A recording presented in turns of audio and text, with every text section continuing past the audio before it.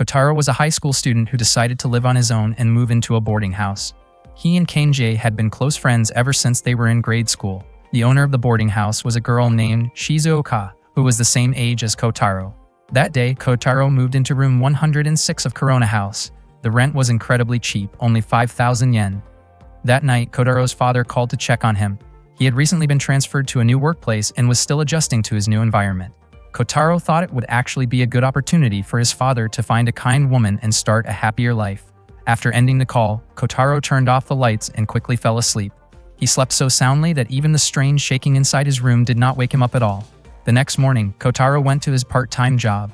Kenji was surprised that Kotaro did not take the day off since he had just moved into a new place.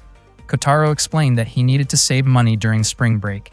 Kenji wondered why he bothered working so hard when his father still gave him an allowance, but Kotaro wanted to avoid relying on that money. That was the reason he went through so much trouble to find such a cheap place to stay. Kenji then asked whether Kotaro was worried about the ghost rumors surrounding the boarding house. Kotaro admitted that he had not seen any ghosts at all the previous night, and even if one really appeared, he had no intention of giving up such an affordable room. Not long after that, Kotaro was asked to head over to Site B because they were short on workers there. As he walked toward the site, he suddenly heard a girl calling his name. He looked around, trying to find where the voice was coming from, but there was nobody there. He assumed he had probably imagined it. A moment later, Kotaro suddenly fell into a deep hole.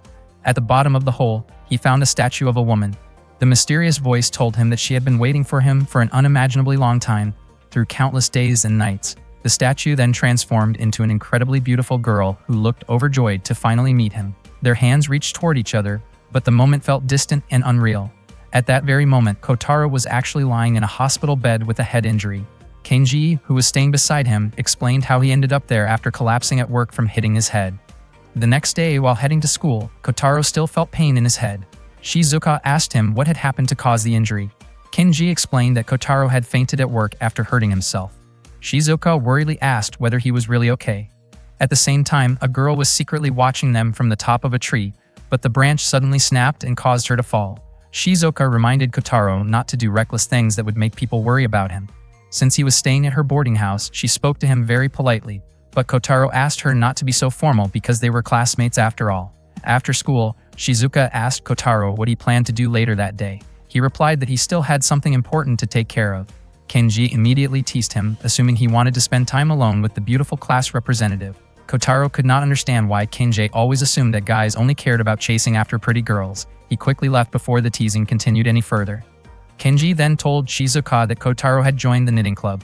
Shizuoka was surprised that he had already chosen a club so quickly. Apparently, Kotaro had been invited during the new student orientation announcement and decided to join right away. Kenji had honestly expected him to continue playing baseball instead. When Kotaro arrived at the clubroom, he saw a beautiful girl quietly reading a book. She smiled warmly at him and said that she had been waiting for him. Her name was Harumi, the president of the knitting club. Kotaro sincerely thanked her for welcoming him so kindly. As he tried to bow politely, pain suddenly shot through his body. Harumi immediately became concerned and asked what had happened to him. Kotaro explained everything, and Harumi realized that he was the same person she had seen at the hospital the previous day. Harumi explained that she often visited the hospital because she had been physically weak ever since she was little, so she regularly went in for checkups. Kotaro told her not to hesitate to greet him whenever they met, especially now that he had officially joined the knitting club. Harumi then asked if he was truly sure about joining the knitting club, since someone like him would normally choose a sports club that seemed more exciting. Kotaro answered that there was something important he needed to do, and because of that, he needed to learn how to knit. Kotaro admitted that he was not good at knitting and did not even know how long it had taken him to finish his project. Harumi smiled and accepted his registration form, then explained that their activities would begin the next day. Somewhere else, a girl was watching Kotaro through a monitor. Kotaro returned to his boarding house. When he entered his room, he found a girl already inside. It turned out that she was the one who had been bothering him the previous night, although he had not realized it at the time. The girl's name was Sanae, and she was the ghost haunting Kotaro's boarding house. Kotaro looked confused and asked what she was doing in his room. Sanae was shocked that Kotaro could actually see her. Kotaro wondered how she had managed to get into his room in the first place. Sanae seemed equally confused. Kotaro suddenly grabbed Sanae, making her even more surprised that he could touch her as well. He then tossed Sanae out of his room. Kotaro genuinely could not understand how Sanae had entered his room when he had already locked the windows. Suddenly, Sanae appeared again and angrily complained to him. Kotaro was startled and a little frightened when he saw Sanae pass right through the door. That reaction was exactly what Sanae had been hoping for, but she was still puzzled that Kotaro could casually talk with her. Kotaro asked what kind of being Sanae actually was. Sanae introduced herself as the ghost who lived in the boarding house. Kotaro asked why a ghost would suddenly come after him. Sanae explained that the place was her home and demanded that Kotaro leave immediately. Kotaro replied that he had searched very hard to find a place like that, so he was not about to let Sanae take it away from him so easily. Annoyed, Sanae used her powers to attack Kotaro. Her attacks came one after another while Kotaro desperately tried to dodge them. Eventually, Sanae started throwing objects around the room at him. Kotaro scolded her, saying that someone could get seriously hurt if those objects hit his head, but Sanae admitted that forcing him out was exactly her goal. She then unleashed an even stronger burst of power. Fortunately, Kotaro used protective charms to block Sanae's attack. He even had a large collection of charms that his grandmother had given him. Frustrated, Sanae once again demanded that Kotaro leave the boarding house, arguing that she had lived there first. Unfortunately for her, Kotaro refused. The two of them were about to continue their argument when suddenly a girl riding a broom crashed through Kotaro's window. The girl looked hurt and close to tears. Kotaro asked who she was. Nervously, she introduced herself as Eureka, the magical rainbow girl and the princess of love and courage who protected the peace of the city. Kotaro wondered if Eureka was just a cosplayer. Eureka quickly denied it. Eureka apologized for accidentally breaking the window and admitted that she did not have the money to pay for the damage. Kotaro asked why she had been in such a hurry. Eureka explained that the room was in danger because everyone had gathered there at the same time, creating a massive concentration of magical power. If it continued, an evil magical girl might take advantage of that power. Because of that, she begged Kotaro and Sanae to leave the room immediately. Right after saying all of that, Eureka ended up being thrown back outside by Kotaro. From outside the room, Eureka apologized again and begged him to open the door. Kotaro told her to hold her cosplay event somewhere else. Sanae added that she and Kotaro were busy at the moment. Eureka tearfully explained that she was not comfortable wearing such revealing clothes, but the elders had told her to wear them proudly. She hoped the two of them would believe her story. Eventually, Kotaro and Sanae allowed Eureka back into the room so they could talk properly. Eureka asked whether they believed that she was truly a magical girl. In reality, both Kotaro and Sanae still had their doubts. Eureka continued hoping that they would trust her. Suddenly, two strange creatures named Kurama and Kurama appeared, shocking everyone in the room. Then, a woman emerged from below the floor and apologized for startling them. Her name was Kireha. She introduced herself as a descendant of the ancient people of Earth and a member of the Kurano clan, experts in fortune-telling and spiritual arts. Ordinary people referred to her people as the underground inhabitants. Kireha explained that her people had moved underground centuries ago. Recently, she had discovered the location of the most important shrine for the underground people, and it just happened to be located in that very room. Kireha politely asked whether Kotaro would be willing to give them the room so they could rebuild the shrine. Sanae wondered why Kotaro treated Kireha so differently compared to the way he treated her. Kotaro explained that Kireha was polite, unlike Sanae. Meanwhile, Kotaro shouted at Eureka, who was running around with Kurama and Kurama. Eureka quickly apologized. Unexpectedly, Kireha even offered Kotaro gold bars if he agreed to leave the room. Sanae and Eureka immediately opposed the idea of giving the room to Kireha. Kotaro responded calmly. Sanae was shocked that Kotaro suddenly seemed so tempted by the offer. Kotaro explained that he had no intention of selling the room, but since Kireha had approached him respectfully, he felt that he should at least consider her proposal. Kireha was pleased, and because of that, she could continue with her next goal, which was invading the surface world. Kotaro was shocked when he heard that. Kireha explained that if they could activate the shrine and gather a large amount of life energy, they would be able to create many ether weapons. Kotaro strongly objected to what Kireha said. Sanae wondered why Kireha intended to invade the surface world in the first place. Kireha admitted that she would treat Kotaro as an honored guest. Unfortunately, Kotaro did not agree with that idea and he refused to give up his room. Sanae also rejected it, and even Eureka was against the plan. Suddenly, Kireha tried to flirt with Kotaro by leaning closely against his arm. Kotaro's face turned red, and he said that tricks like that would never work on him.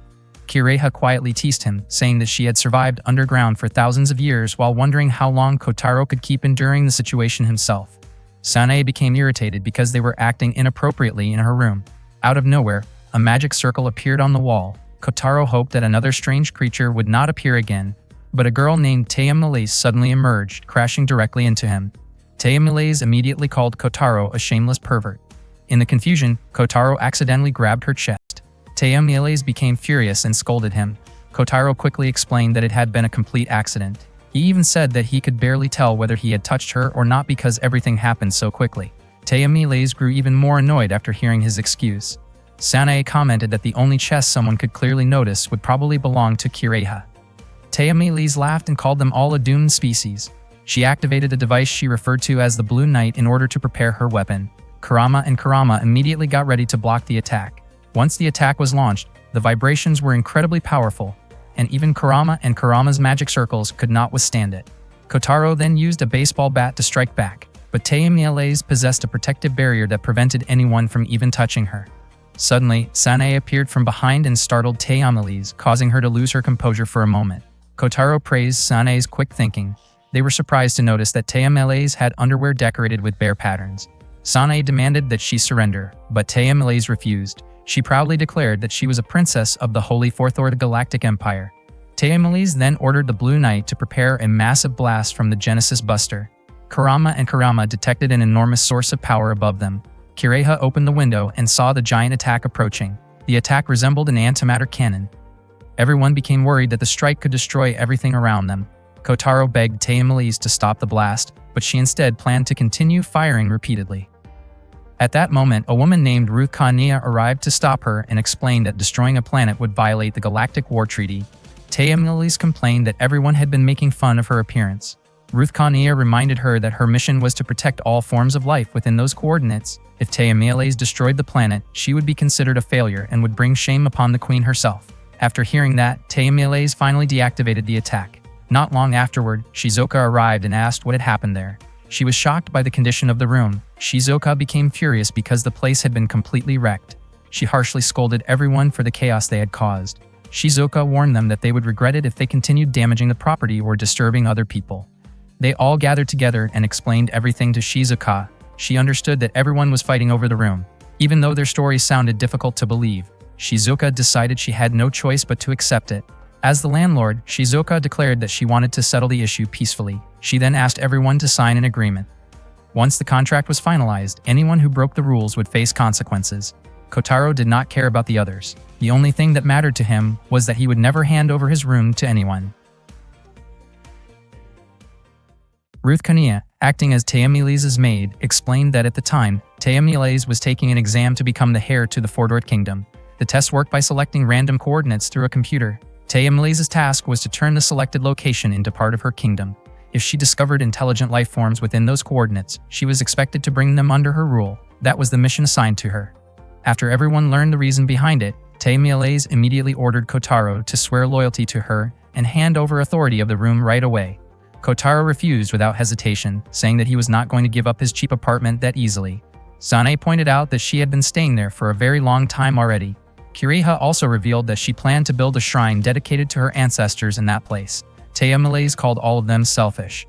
Eureka warned everyone that evil magicians would eventually do everything they could to seize the enormous magical power hidden there. Even so, Kotaro still assumed Eureka simply wanted to hold a cosplay party in the room.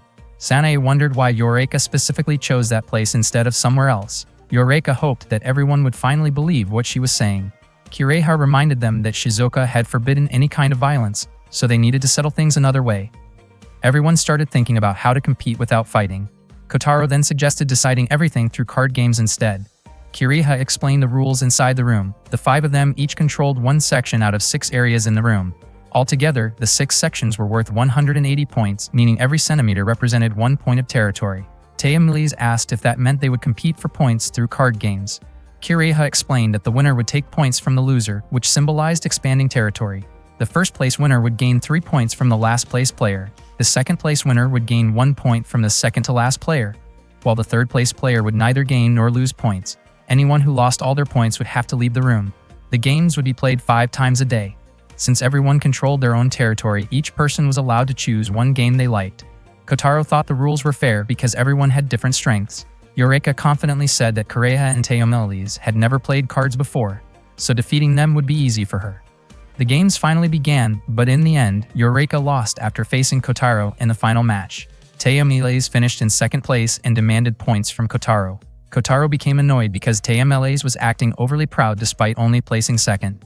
He teasingly called her Tulip, a nickname Tayamiles absolutely hated. At the end of the day's matches, the results showed that Eureka was the only one who lost points. She could not understand how things turned out that way, and she was so distracted that she accidentally ruined her ramen dinner. Meanwhile, Tay Malaise quietly whispered to Ruth Kania that Kireha seemed to be the most skilled card player among them. Ruth Kania replied that Kireha was probably fearless when taking risks and somehow always drew great cards. After finishing the games, everyone returned to their own spaces and prepared to sleep. Suddenly, Eureka climbed into the closet shelf area so she could stay there for the night. Kotaro then encouraged Sanae to get some rest as well. At the same time, Kurama and Kurama were thrilled because Kireha had become the winner of the day's games. The next morning, Kotaro shouted in panic after waking up late. Sanae explained that she had tried shaking him awake several times, but he would not respond. Kotaro asked if she had really been trying to wake him up earlier, and Sanae became embarrassed about admitting it. Kotaro thanked her sincerely, making Sanae blush, though she tried to act casual about it. Before leaving the apartment, Kotaro asked Sanae to keep an eye on everyone while he was away. He also reminded her to make sure nobody caused trouble or did anything strange. Sanae smiled warmly and told Kotaro to be careful on his way out. Kenji was already waiting for him outside, and the two of them headed off together. After they left, Sanae realized she had naturally told Kotaro to stay safe, which surprised even her. That day, Kotaro spent time knitting in the club room. Harumi arrived carrying drinks and told him to pull the thread to the right before finishing the stitch.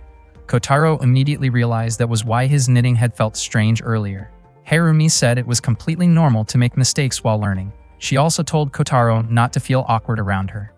Kotaro quickly drank the tea Harumi had prepared, and he was surprised by how delicious it tasted. From up in a tree, Eureka secretly watched them. She felt incredibly jealous seeing how much Kotaro trusted Harumi. Suddenly, a caterpillar hanging from the tree startled Eureka, causing her to lose balance and fall to the ground. Later that day, Kotaro and Shizuka were walking behind the school together. Kotaro asked whether Shizuka wanted to join the cooking club. Shizuka still had not made a decision because she was busy taking care of the tenants at the apartment. Kotaro commented that Shizuka must really be amazing if someone was keeping such a close watch on her like that. Meanwhile, Tay Malaise and Ruth Kanea were keeping an eye on Kotaro. Tay Malaise wished Kotaro would simply submit to her and become loyal to her without resistance. Ruth Kanea explained that loyalty could never be built overnight. According to her, true loyalty was something that developed after spending a long time together. After hearing that, Tay Malaise quietly started planning something. Later in class, Kenji approached Kotaro and asked why he had not gone to the clubroom that day. Kotaro explained that Harome was busy, so the club activities were cancelled.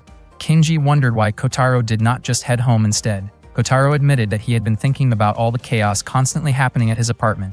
Kenji had no idea what Kotaro was talking about, while Kotaro simply said that he wanted to relax at school for a little while. At the same time, Kiriha was secretly observing Kotaro as well. She smiled after hearing a report from Kurama and Kurama.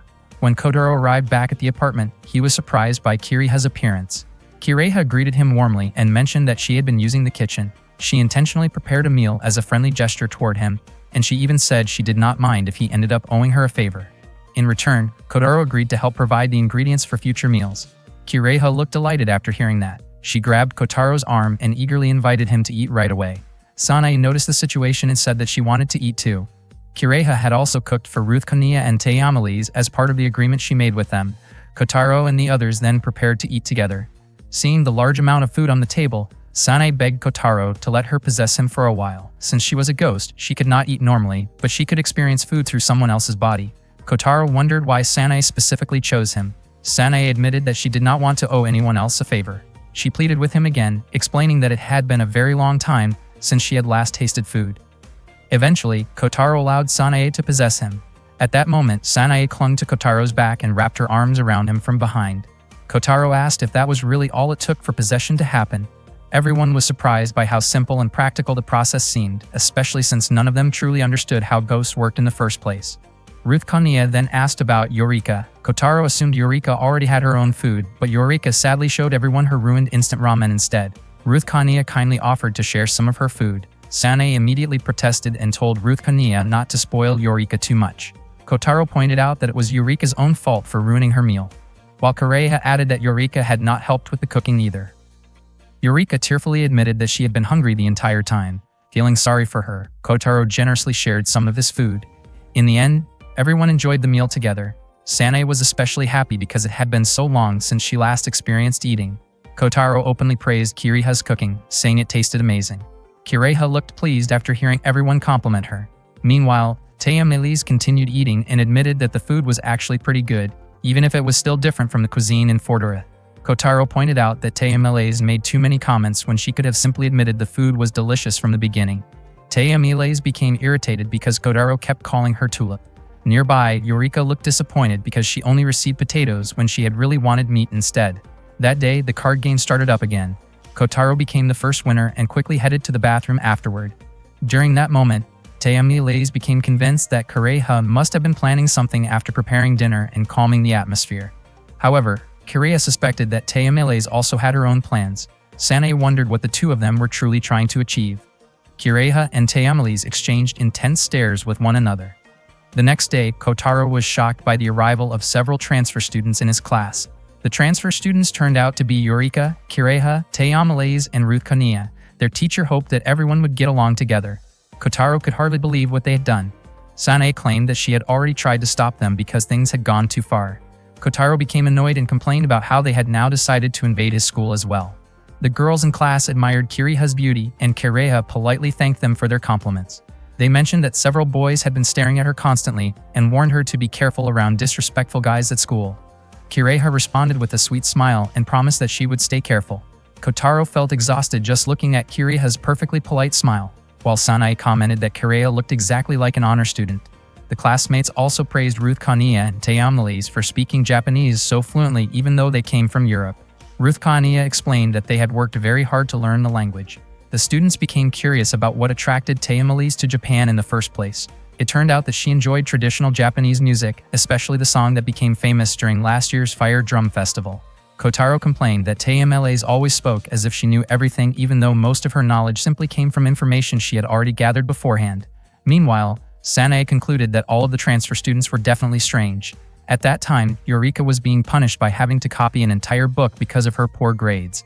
Everyone encouraged her to keep going. Kotaro and Sanae were already used to Eureka's usual behavior, so none of it surprised them anymore.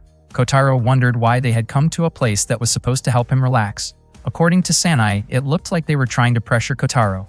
After hearing that, Kotaro started thinking that maybe it was time for him to play a little dirty. During break time, Ruth Kania and Tayamilaze were about to head to the cafeteria. Tayamilaze was excited about eating the delicious croquettes there. Suddenly, a group of students stopped them and complained that they were interfering with their sacred practice session.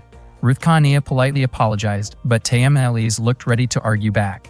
Before things could escalate, one of their classmates stepped in to apologize on their behalf and explained that Ruth Kania and Tayamilaze were transfer students who had only recently joined the school. Their classmate quickly pulled Tayamilaze away and warned them that the boys' cheerleading club had a reputation for causing trouble and would not easily back down from anyone who challenged them. Later, Eureka received a letter from Kotaro asking her to come to the club building. She could hardly believe that Kotaro had finally accepted her as the Rainbow Heart Magician girl she claimed to be. Her face turned bright red and she became so excited that she accidentally twisted her ankle and fell over. Just then, Harumi arrived and asked if she was okay. Eureka was surprised that someone actually wanted to help her, and she became so energetic and cheerful that Harumi quickly became convinced she was perfectly fine. Eureka then asked where the club building was located. Harumi kindly pointed her in the right direction, and after thanking her, Eureka happily ran off toward the building. Watching her leave, Harumi commented that Eureka was a pretty funny girl. As soon as Eureka arrived, she called out for Kotaro. However, instead of Kotaro, several girls from her class showed up. They explained that Kotaro had told them Eureka absolutely loved cosplay, which meant she would fit right in with them. They turned out to be members of the cosplay fan club. Eureka awkwardly admitted that she was not actually that interested in cosplay, but the girls assumed she was simply shy. Without wasting any time, they happily dragged Eureka along with them. It turned out that Kotaro had planned the whole thing from the beginning. After school, Kotaro walked home together with Sanae. He felt sure that Eureka would finally give up after the prank he pulled on her. Sanae commented that Kotaro was surprisingly talented when it came to tricking people. However, Kotaro insisted that he did it for Eureka's sake. He believed that if Eureka could pour all her energy into the cosplay group, then she would stop bothering him back at the apartment. Meanwhile, Kireha was looking at the school bulletin board when Kurama and Kurama approached her.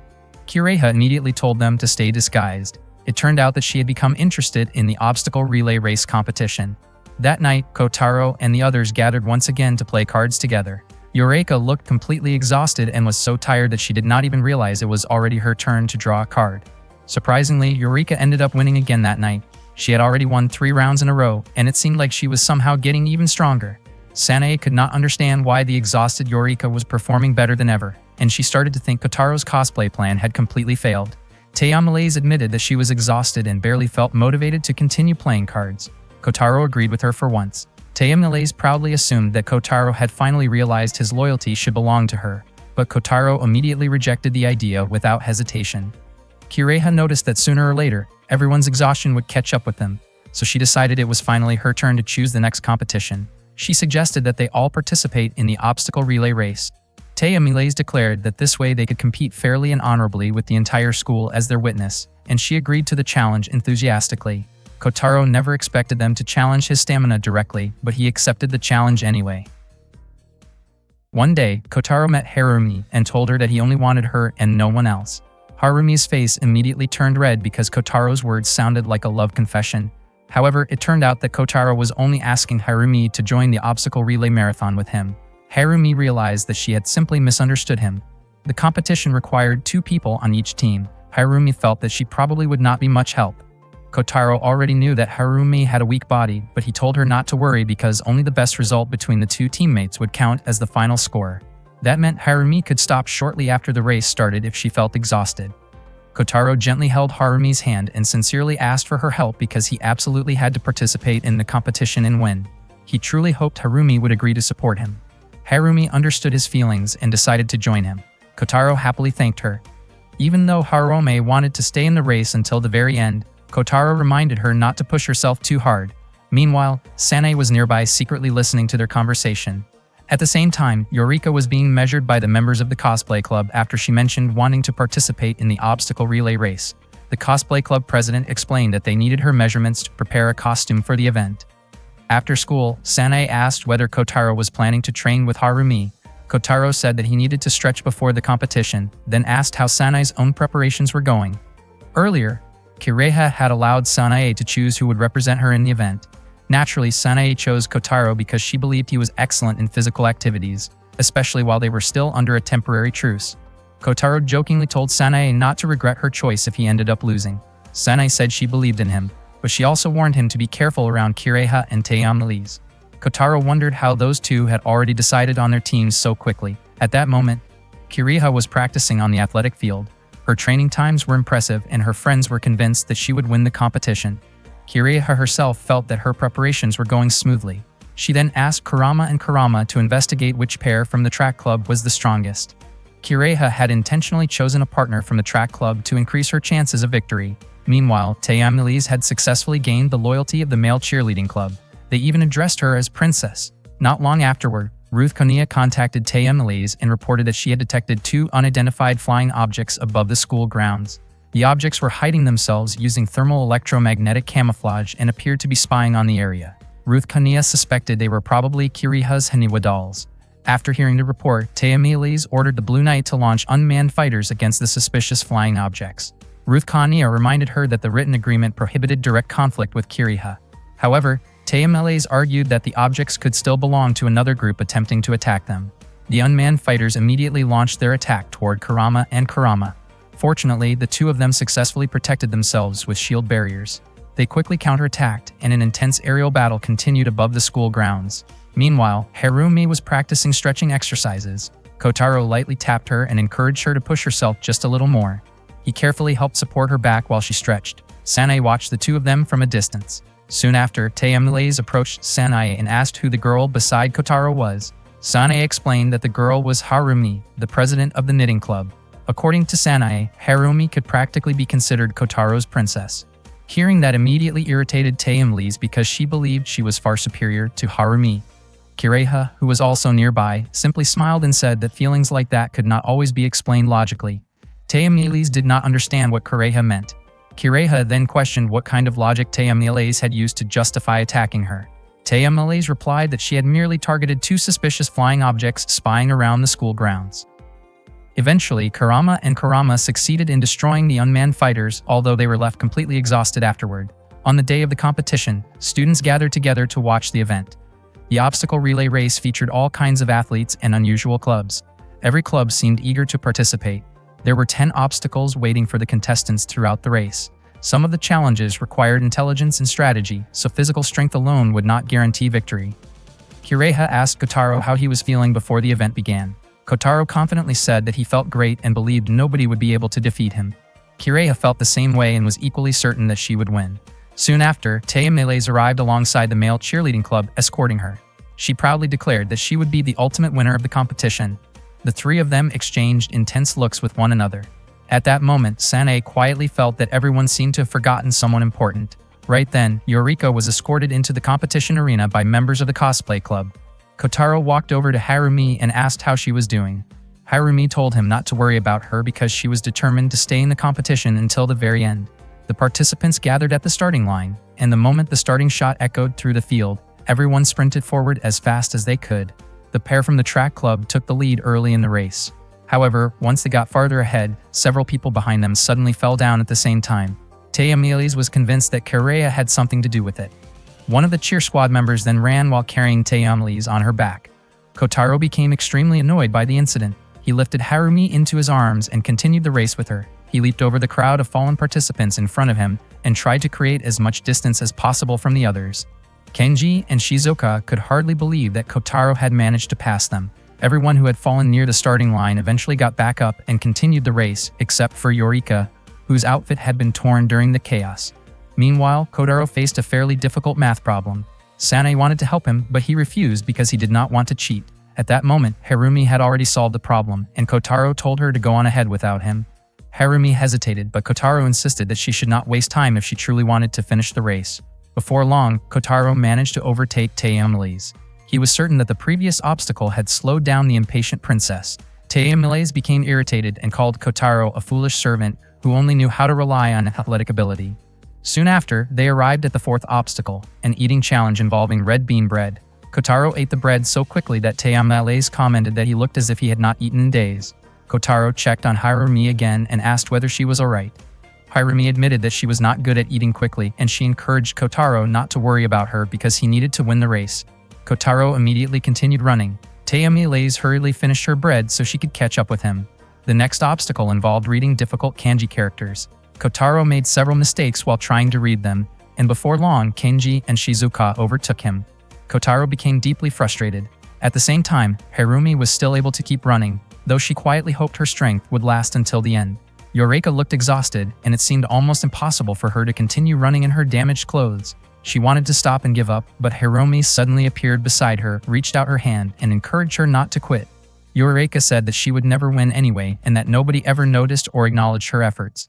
Harumi gently told her that giving up there would only mean losing to herself. She encouraged Yorika and said that she believed Yorika could do it.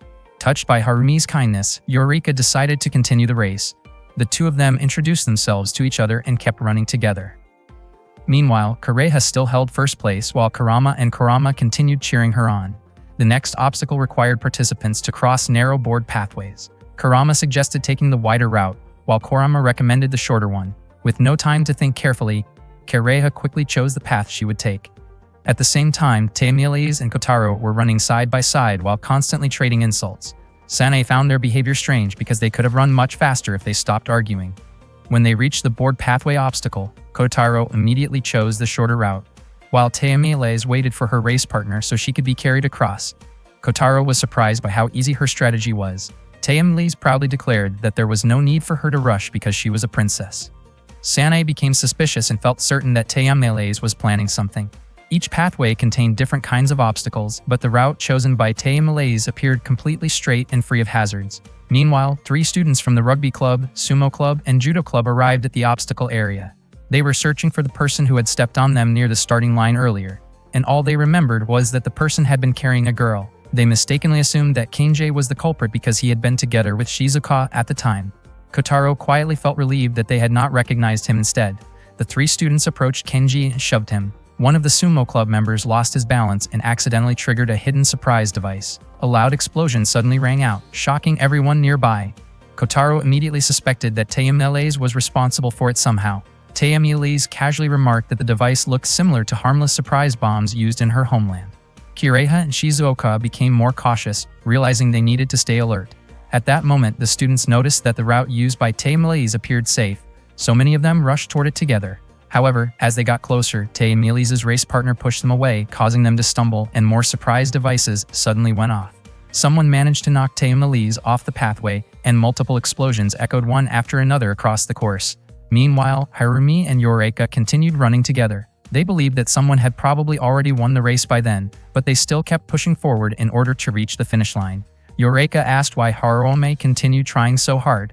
Harumi explained that she was doing it for the sake of her friends. Suddenly, Harumi's body weakened, and she collapsed unconscious. Eureka panicked and had no idea what she should do next. She could only remember how kind Harumi had been to her. Eureka then transformed into the Rainbow Witch, using her magic wand and magical outfit. She tried to heal Harumi with her magic powers, but she was confused when the spell seemed to have no effect on her. Eureka remembered Harumi's words about continuing to fight no matter what, so she kept trying. Suddenly, Eureka managed to use a different kind of magic, one that did not originally belong to her, and Harumi finally began to recover. Meanwhile, Kotaro was leading the race from the front, but he looked completely exhausted. Sanae kept cheering him on and encouraging him to keep going. There was only one final obstacle left for him to face, which was borrowing an item. Sanae reminded Kotaro that the race was almost over, but before he could continue, he collapsed from exhaustion. Kireha and Tayamiles managed to pass him. Tayamiles could hardly believe that Kotaro had already given up, while Kireha confidently stated that the two of them were the only ones capable of fighting until the very end. They quickly picked up the papers for the borrowing challenge. Kireha was instructed to borrow an E-cup bra or smaller, while Tayamiles was told to borrow a D-cup bra or larger. Because of that, the two of them immediately competed against each other to complete the challenge first. At the same time, Harumi started running again. She felt much lighter than before, and Eureka explained that it was all thanks to magic. Eureka finally admitted that she was actually a magical girl of love, courage, dreams, and hope. At that very moment, both Tayamiles and Kireha collapsed after exhausting themselves during their rivalry. Not long after that, Eureka and Harumi reached the final obstacle. Harumi was instructed to bring one of her club members. Eureka told Harumi to go ahead without her because she had given up on completing that challenge. As it turned out, Eureka's own challenge was to bring a friend. Harumi told Eureka not to worry because the person she was looking for was already right there beside her. Eureka was genuinely surprised that Harumi considered her a friend. In return, Harumi asked Eureka for her help. The winners of the race ended up being the Knitting Club and the Cosplay Club. Harumi and Eureka worked together to carry the unconscious Kotaro all the way to the finish line. Kotaro could not believe that Harumi and Eureka had become the winners. Sanae pointed out that technically, Kotaro had also won. That meant the winners of the competition were Eureka, Sanae, and Kotaro, while Kireha and Tayamiles lost. Not long afterwards, someone arrived and asked who had placed traps underneath the board path. Kotaro and Kireha immediately pointed toward Tayamiles. The student quickly chased after her to confront her about it, causing Tayamiles to run away as fast as she could. Kotaro commented that Tayamiles had finally received the consequences of her actions. A little later, Kenji and the upperclassmen whom Kotaro had stepped on earlier came looking for him to settle the score. Kotaro immediately ran for his life to escape them. Sanae jokingly remarked that this was Kotaro's own punishment as well. Both Kotaro and Tayamiles ended up running desperately while being chased around the area. Meanwhile, Eureka and Harumi happily smiled as they proudly raised their trophy together. Kotaro could not believe that his bad luck had continued until the very end. At the same time, Kireha and Tayamiles lost points because of penalties, while Kotaro and Eureka gained additional points instead. One day, Kotaro and his friends stopped by a spinning ball game booth. Ruth Kania was in charge of spinning the ball, and she gave it everything she had. In the end, she actually won the game and received the grand prize, a hotel voucher for an old seaside hot spring inn by the beach. Since the voucher allowed her to bring up to 6 people, Ruth Kania invited everyone to come along. She believed there were times when Tayamiles deserved a break from her usual daily responsibilities and could simply relax for a while. Tayamiles told Ruth Kania to decide however she wanted since the prize belonged to her anyway. Ruth Kania felt happy and grateful after hearing that. Sanae became incredibly excited about going to the beach together, while Kireha saw no reason to refuse the invitation. Shizuka thanked Ruth Kania for inviting all of them, and Eureka also wanted to join because even magical girls needed a chance to relax sometimes. Tayamiles then pointed out that the prize was only meant for 6 people. Eureka immediately looked disappointed because that meant she would be left out. However, Kireha cleverly explained that the group still counted as 6 because Sanae was a ghost, so nobody besides them could see her anyway. Kurama and Kurama praised Kireha for being so clever. Sanae herself had only just realized that detail. Thanks to that logic, everyone could go together, and Eureka was extremely thankful for it. In the end, they decided to put their conflicts aside for a while and enjoy a peaceful vacation together. That day, everyone went shopping to prepare for the trip. They visited a swimsuit store filled with all kinds of different styles. Eureka immediately headed toward the discount section, while Shizuoka wanted to look at the newest designs. Ruth Kania had such a hard time choosing that she could barely decide on anything. Kireha hoped they could find a swimsuit that suited Taemelis well. Taemelis eventually asked Ruth Kania to choose one for her. After trying on one swimsuit, Shizuka commented that the bikini looked too large on Taemelis. Eureka joked that flashy bikinis probably did not suit her very well, while Kireha said they simply needed to pick something that matched her better. Ruth Kania then brought over another swimsuit design that she thought might fit Taemelis nicely, but Taemelis complained that it looked too plain. Shizuka disagreed and thought the simpler design actually looked good. Eureka added that the simple style suited Taemelis much better. Kireha agreed with her, and eventually Taemelis took Ruth Kania with her to the fitting room. Meanwhile, Kotaro could not believe how serious everyone was about choosing swimsuits. He then asked Sanae why she was not picking one out too. Sanae casually explained that she already had one from a long time ago. Hearing that made Kotaro curious to see what it looked like. Sanae became excited and said she could not wait to show it off during the vacation. Later, Kotaro and the others were traveling aboard a spacecraft. Kotaro was confused about why they were using a spaceship in the first place. With a smug expression, Taemelis asked whether he was impressed. Kotaro wondered why someone who owned a spacecraft that huge still felt the need to invade his apartment. Taemelis insisted that the apartment and the spacecraft were completely different matters. Ruth Kania informed everyone that the portal was ready, and once they passed through it, they would arrive directly in front of the inn. Thanks to that, they could save a lot of travel expenses. Taemelis admitted that she mostly wanted to show off the greatness of Fordora technology. Kotaro gently patted Taemelis on the head and thanked her. Embarrassed, Taemelis quickly claimed that she had not done it because she was worried about their finances or anything like that. Kotaro lightly pressed down on her head and told her that her way of thinking had become surprisingly mature.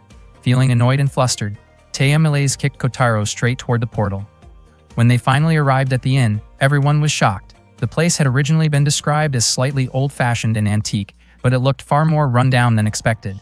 The room they were staying in also appeared quite worn out. After checking the measurements, Kurama and Kuroma realized that the room was about the same size as room Corona. Ruth Kania immediately apologized to everyone.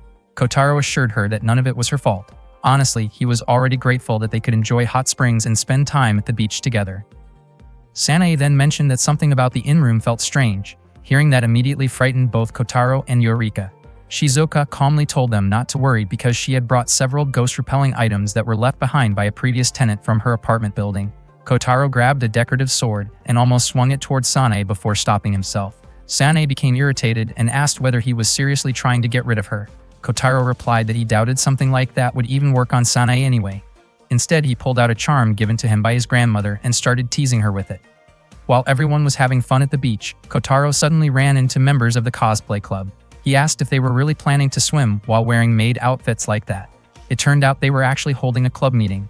A huge event was coming up soon, so they needed to focus on designing the costumes they would wear. They had also invited Eureka, but she turned them down because she had something important to take care of. According to them, Eureka was a talented new member. The cosplay club president mentioned that Harumi was also at the beach because her family happened to own a vacation house nearby. She described Harumi as a smart girl from a wealthy family who was skilled at knitting, and she even wanted to recruit her into the cosplay club. Before they left, Kotaro asked them to look after Eureka if she ever ran into trouble. The club president gladly agreed. She believed that with just a little polishing, Eureka would become extremely popular, so there was no way they would let her go. Kotaro felt reassured knowing they genuinely cared about Eureka. At that moment, Harumi noticed Kotaro walking along the shore. Kotaro waited for the others under a beach umbrella. Meanwhile, many of the men at the beach could not help staring at the girls from Corona House. Sanae called out loudly to Kotaro. She proudly showed off her swimsuit and asked if her beauty had left him speechless. Taemelis wanted Kotaro to rate how charming she looked in her swimsuit. Ruth Kania acted shy about her elegant appearance while Kireha wore her swimsuit with complete confidence. Eureka could hardly believe that they had become the center of attention. Shizuka then asked Kotaro what he thought about spending time at the beach with 6 beautiful girls. Surprisingly, Kotaro's attention was focused on Harumi, who was wearing a lovely dress instead. The 6 girls became annoyed because Kotaro ignored them due to Harumi, although Harumi truly did look beautiful. Feeling frustrated, they immediately buried Kotaro in the sand. Kotaro could not understand why they would do something like that to him. Harumi suggested that maybe it was because he did not understand how the girls were feeling. When Kotaro asked Harumi to help him out, she playfully teased him instead. Kotaro was surprised to see Harumi acting mischievously like that, but Harumi simply smiled and explained that something good had happened recently, which was probably why she was in such a cheerful mood. Meanwhile, the 6 girls started playing beach volleyball together. Shizuka served the ball toward Taemelis, who received it and passed it to Ruth Kania. Eureka struggled to keep the ball in play and sent it toward Kiriha. Kiriha then passed it to Sanae, and Sanae finished with an incredible spike that caused Eureka to tumble onto the sand. Everyone applauded Sanae's impressive attack. The girls happily headed back toward the beach, but they quickly became irritated again after seeing Kotaro looking so happy while spending time with Harumi. They gathered together once more because they were upset by how close Kotaro seemed to be getting with her. Kiriha soon came up with a plan to teach Kotaro a lesson. They decided to play a watermelon splitting game. The watermelon was placed right beside Kotaro, turning the challenge into whether the player would hit the watermelon or accidentally hit Kotaro instead. Kotaro immediately panicked. Kiriha gave him a frightening smile, and Kotaro shouted in fear. At the same time, two men were watching them from afar. Just then, Tayamiles prepared to take her swing while Eureka casually enjoyed eating watermelon nearby. Harumi wondered if the game was really safe, but Eureka confidently said that Kotaro was tough enough to handle it. Tayamiles removed her blindfold after completely missing her target. Kotaro became even more annoyed with everyone afterward. Then it was Sanae's turn to play. Suddenly, Kotaro noticed two suspicious men running behind them. The men tried to grab Sanae, but they accidentally ended up grabbing Tayamiles instead. Tayamiles became furious over the way they treated her. The two men quickly claimed that they were not suspicious people and insisted that they were not interested in girls. Kiriha and Shizuoka immediately called them creeps for targeting young girls, and the two of them promptly punished the men by burying them in the sand. That night, Kotaro relaxed in the hot spring bath and felt completely refreshed. Kurama and Kurama joined him as well. Kotaro thought the day had been incredibly enjoyable, especially because he got to spend time with Harumi. Everyone else had also been having fun together. Meanwhile, the girls soaked in another bath while chatting among themselves. Tayamiles explained that she wanted to claim room 106 of Corona House in order to prove herself worthy as the heir who would protect her mother, the queen. Because of that, she had no intention of giving up. Sanae felt much the same way since she needed to wait for her parents in that room. If she was not there when they returned, they would surely be shocked. None of them could afford to back down. Eureka then explained that she needed the room because of someone who had once saved her life. She had even become a magical girl for that person.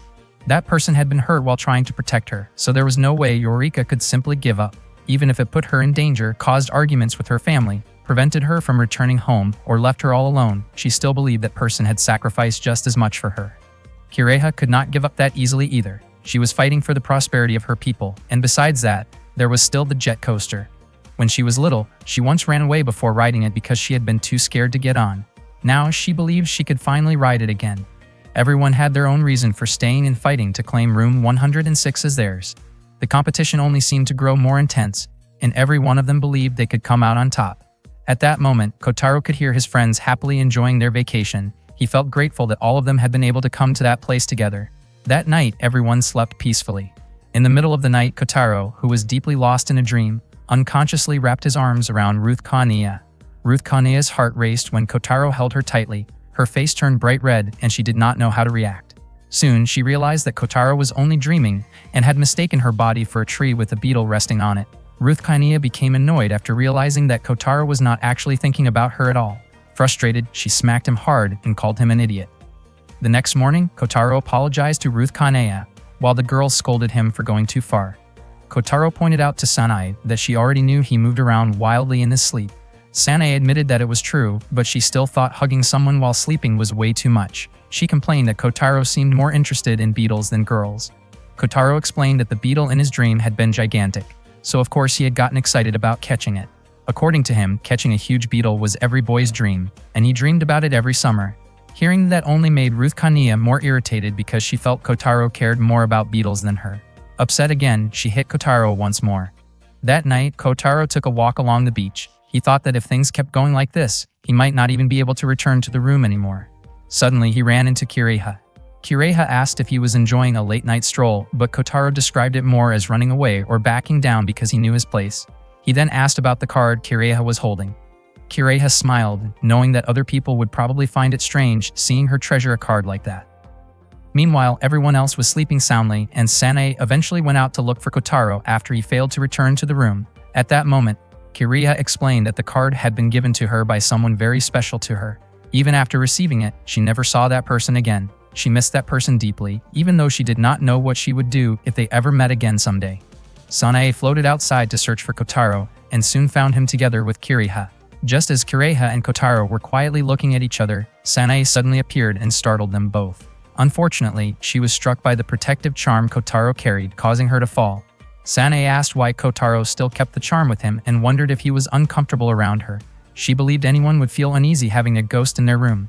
Kotaro looked confused by what Sanae was saying. Sanae then realized that perhaps she had misunderstood Kotaro all along. Feeling upset, she quickly left, leaving Kotaro confused by her reaction. Kireha quietly commented that things did not seem to be going very smoothly. Meanwhile, the two men who had previously tried to capture Sanae were planning another attempt to ambush her using their ultimate weapon. The next day, Kotaro ate breakfast with his friends, but the atmosphere felt awkward because Sanae was still sulking. Kotaro apologized and explained that what happened the previous night had been completely accidental. Sanae sadly remarked that she was an evil spirit, so she understood why Kotaro kept carrying the charm given to him by his grandmother. Kotaro asked her not to talk about herself that way. Sanae then admitted that she and Kotaro could probably never live together peacefully and that they had been enemies from the very beginning. Kotaro acknowledged that they really had started out as enemies. After hearing that, Sanae bitterly declared that they would remain enemies forever. Angry and hurt, she stormed off in tears while calling Kotaro an idiot once again. Sanae sat alone by the sea, feeling down and full of regret. She felt foolish for getting angry at Kotaro. At first, she really had wanted to drive him away, but somehow her feelings had become far more complicated than she expected. Not far away, two men who had been targeting her were secretly watching. Their names were Aniki and Hachi. After thinking everything through carefully, Sanae finally decided to go back to being the same Sanae from before she met Kotaro. She reminded herself that Kotaro was supposed to be her enemy. Suddenly, Aniki and Hachi rushed toward Sanae and startled her. That afternoon, Kotaro was searching for Sanae because she still had not returned even though lunchtime was getting close. Not long after, Harumi approached him and asked whether he was not spending time with the others from yesterday. Kotaro explained that everyone had gone their separate ways that day. Harumi became curious about what had happened between them, so Kotaro told her everything. Meanwhile, Eureka was walking around looking for Sanae when she suddenly heard Sanae screaming. At that moment, Sanae's body was tightly restrained by magic. She struggled desperately and demanded to know what they wanted from her. Aniki said that resisting was useless because the thing binding her was a wandering spirit they had hired. Sanae quickly realized that the people behind this were the suspicious pair who had tried to capture her the day before. Hachi corrected her and explained that they were not weird troublemakers but ghost hunters. Their job was to capture ghosts and sell them. Sanae was shocked to learn that they intended to sell her. Aniki even explained that a fully visible ghost like Sanae had a very high value, and there were people willing to pay a huge amount of money for her. Sanae cried out in panic, refusing to be sold. Eureka witnessed the whole situation from nearby. She wanted to save Sanae, but there were many strange creatures around, and they terrified her. Eureka did not know what to do and wished someone would come help her. Then she suddenly remembered Harumi's advice about never giving up so easily. Her confidence slowly returned as she reminded herself that she was the rainbow magical girl who fought for justice. Just as Eureka was about to transform, the members of the cosplay club suddenly grabbed her and carried her away. At the same time, Kotaro had finished explaining Sanae's situation to Harumi. Harumi asked whether he knew why Sanae had become angry with him. Kotaro realized that his words had probably hurt her feelings, even though he had only spoken honestly.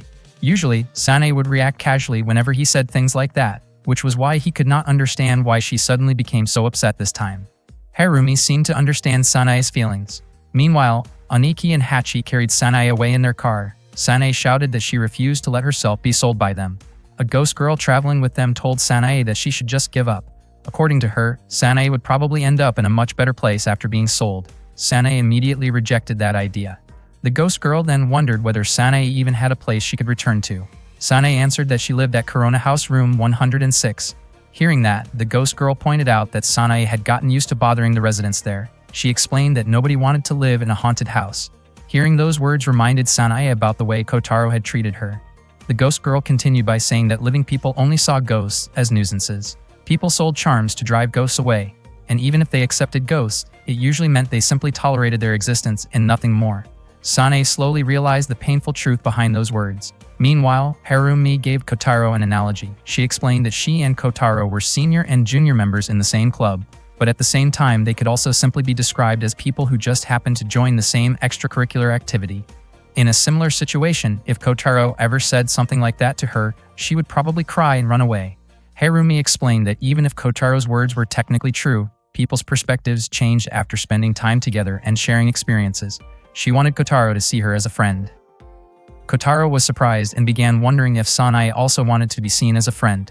Harumi pointed out that otherwise there would be no reason for him to worry so much about someone he only happened to know.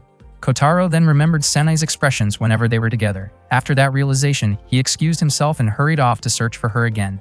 Suddenly, he ran into the cosplay club members carrying Eureka away. Kotaro was confused about why they had tied her up like that. The cosplay club president declared that they would never let Taya Melise escape again. Kotaro realized that Eureka was trying to tell him something.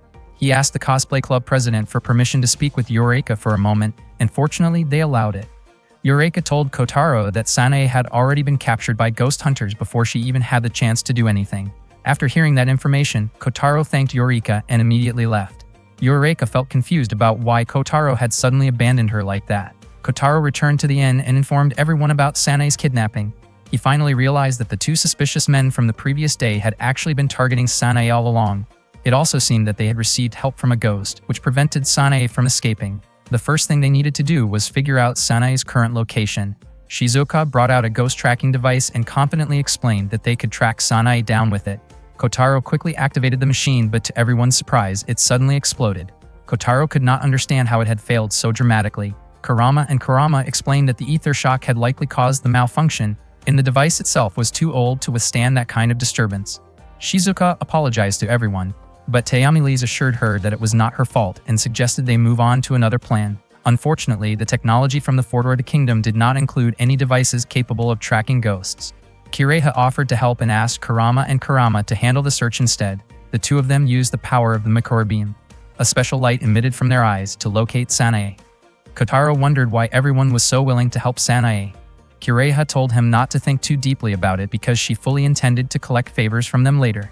Hearing that, Tayamilise declared that she was helping because the criminal's actions felt insulting to all of them. Ruth Kaniya admitted that she strongly disliked anyone who treated women disrespectfully. Shizuka confidently stated that together they could stop those awful ghost hunters once and for all. After Kurama finished their scan, everyone eagerly prepared to rescue Sanae. Meanwhile, Sanae sat quietly inside the ghost hunter's hideout, looking completely downhearted. The ghost girl watching over her felt sorry for her and believed that no matter how long Sanae waited, none of her friends would come. Sanae insisted that she was not waiting for anyone, but the ghost girl could tell from her expression that she still hoped her friends would rescue her. The ghost girl claimed that Sanae trusted Kotaro deeply, yet she believed he had already betrayed her. Sanae immediately denied it, leading the ghost girl to assume that Sanae still believed Kotaro would never betray her. The ghost girl understood those feelings because she had once gone through something similar herself. At the same time, Kotaro and the others had already arrived outside the place where Sanae was being held. Inside the hideout, the ghost girl continued talking to Sanae about someone she had once waited for, only to be abandoned in the end. That person had apparently been relieved to finally be free from her. The ghost girl warned Sanae not to hold on to hope because nothing but sadness awaited her in a home that no longer wished for her return. In her eyes, ghosts were treated as enemies by the living. Suddenly, an emergency alarm echoed throughout the building. Hachi became confused because all the traps they had prepared above ground had already been neutralized. It turned out that Tayamilise and Ruth Kaniya had successfully disabled the entire security system. Ruth Kaniya even felt that the two of them might have gone a little overboard. Kurama informed everyone that the target was directly below them, and they immediately rushed toward the location. Meanwhile, Eureka managed to escape from the cosplay club. She reminded herself not to give up, just as Hirome had encouraged her to do. Without hesitation, she transformed into her magical girl form. At the same time, Hachi panicked after seeing Kotaro and the others approaching their location. Aniki suggested that they should use ghosts against them. Sanae started wondering if Kotaro had really come for her, but she quickly pushed the thought away. She believed that she and Kotaro were enemies. Even after everything they had been through together, Sanae still thought Kotaro hated her and saw her as nothing more than a nuisance. Suddenly, Kotaro and the others burst through the ceiling and entered the room. Kotaro immediately called out to Sanae. Sanae could hardly believe that he had actually come for her. She scolded Kotaro for showing up even though she had never asked for his help, especially because she believed that a ghost like herself was nothing but trouble in his eyes. Aniki firmly declared that Sanae belonged to him now and warned everyone to leave before anyone got hurt. Shizuka confidently stated that she could send all of them to prison. Aniki mocked her, questioning what law could possibly punish them when there were no laws against kidnapping ghosts. Kireha calmly responded that Aniki and Hachi had chosen the wrong enemies. She reminded them that she was an invader and had no reason to care about the laws of that country. Tayamilise added that Earth's laws had nothing to do with her either because neither she nor Ruth Kaniya were residents of Earth. Shizuka firmly declared that she would always protect the residents of her boarding house, and even if Sanae was a ghost, she was still one of her tenants. Finally, Kotaro demanded that the criminals release Sanae immediately. Aniki was furious and ordered the evil spirits to attack everyone. The spirits were about to charge forward, but Kurama and Kurama immediately launched their counterattacks. Kireha joined in as well, saying that although there were a lot of them, they were weak. Teyamiles fired at the evil spirits with her weapon, while Rokanaya used her sword to drive back the ones attacking her. At that moment, one of the evil spirits tried to attack Kotaro from behind, but Shizuoka quickly stepped in and protected him. She warned Kotaro not to let his guard down and told him to hurry and help Sanae while she handled the spirits herself. Kotaro immediately ran towards Sanae. Sanae was deeply moved to see her friends come to rescue her, but the ghost girl warned her not to trust them. According to the ghost girl, Sanae might be saved today, but there was no guarantee about tomorrow. She believed Sanae's friends would eventually abandon them, so she thought there was no point in believing in their kindness. Even so, after seeing how hard everyone was fighting for her, Sanae chose to trust her friends. The ghost girl asked if that meant Sanae was betraying her, even after everything she had done for her. Upset by Sanae's decision, the ghost girl declared that she would never forgive her. She then ordered the evil spirits to combine their power and fight against Sanae. Aniki and Hachi could not understand why the evil spirits were suddenly merging together. Before long, the spirits united into a gigantic ghost. The massive ghost attempted to attack Sanae, but Kotaro quickly rushed in to protect her after she fell. At the same time, Eureka followed the guidance of her staff and arrived at an old building. She looked frightened, but she believed Harumi would be disappointed if she gave up now. Meanwhile, Kotaro swung his sword at the evil spirit, but the creature was incredibly powerful and sent him crashing to the ground. His friends tried to help him, yet the spirit immediately struck them back. The giant ghost then grabbed Sanae and she struggled to break free. Sanae cried out for Kotaro to save her. Hearing her voice, Kotaro desperately looked for a way to help. Soon after, Sanae's body was absorbed into the evil spirit. The ghost became delighted after gaining access to Sanae's power. Furious that the spirit had taken Sanae away, Kotaro believed there had to be something he could do. Kotaro decided to use the protective charm given to him by his grandmother. He leaped away to dodge the ghost's attack and struck directly toward its face. At the same moment, Eureka activated the power of her magic staff in front of the old building. Kotaro successfully injured the evil spirit with the charm. He was surprised to discover that the attack was actually effective. The ghost cried out in pain and warned Kotaro that if he kept using the charm, Sanae could disappear as well. However, Kotaro firmly believed Sanae was not that weak. He knew his family's protective charm would never harm her. Kotaro then threw the charm, successfully destroying the evil spirit. Sanae's body was released and fell to the ground. When she regained consciousness, she was surprised that touching the charm did not hurt her at all. At that moment, Sanae realized the family charm would never harm her because she had always stayed by Kotaro's side like part of his family. Overcome with emotion, Sanae began to cry, leaving Kotaro shocked to see her in tears. Their friends immediately blamed Kotaro for making Sanae cry, but Sanae instead thanked both Kotaro and everyone else for saving her. Meanwhile, Aniki and Hachi fled from their hideout. They were terrified and could not understand what kind of people Kotaro's friends really were. Not long after, Kurama and Kurama managed to capture them, while Kareya took responsibility for dealing with them. The next day at school, Kotaro told Harumi that he and Sanae had finally made up. He explained that it was all thanks to Harumi, and he sincerely thanked her for everything she had done. Harumi was happy to hear that. Suddenly, Sanae appeared out of nowhere and startled Kotaro. She had purposely come just to tease him, and she was even wearing Kotaro's family charm. That day, Teyamiles was quietly enjoying a book when Ruth Kania arrived and served tea for her. Teyamiles truly loved reading the storybook her mother had given her. It told the tale of the Silver Princess and the Blue Knight. One day, Kotaro asked his friends to help write a script for the theater club because the cultural festival was coming up soon. Kenji was a member of the theater club, and they still had not decided on a play concept for that year. Because of that, Kotaro really wanted to help him. Kireha asked Sanae what Kotaro's real reason was. Sanae explained that Kenji had said Kotaro was not capable of doing something like that and that Kenji did not need his help. Apparently, Kotaro could not accept those comments. Teyamiles called Kotaro an idiot. According to Kotaro, if everyone wrote one story, their chances of getting a script accepted would be much higher. The deadline was only 1 month away, so they were running out of time. Kotaro offered them a reward. He promised to give 5 of his own points to anyone willing to help write a script, and if their script was chosen, he would give them 20 more points. Kireha admitted it was an interesting offer. Teyamiles once again called Kotaro foolish and wondered if beating Kenji was really that important to him. Kotaro replied that sometimes men had battles they simply needed to face. In the end, he just wanted everyone's help to embarrass Kenji a little. Eureka agreed to help right away. If her story got selected, she could earn 25 points, and even if it did not, she would still receive 5 points.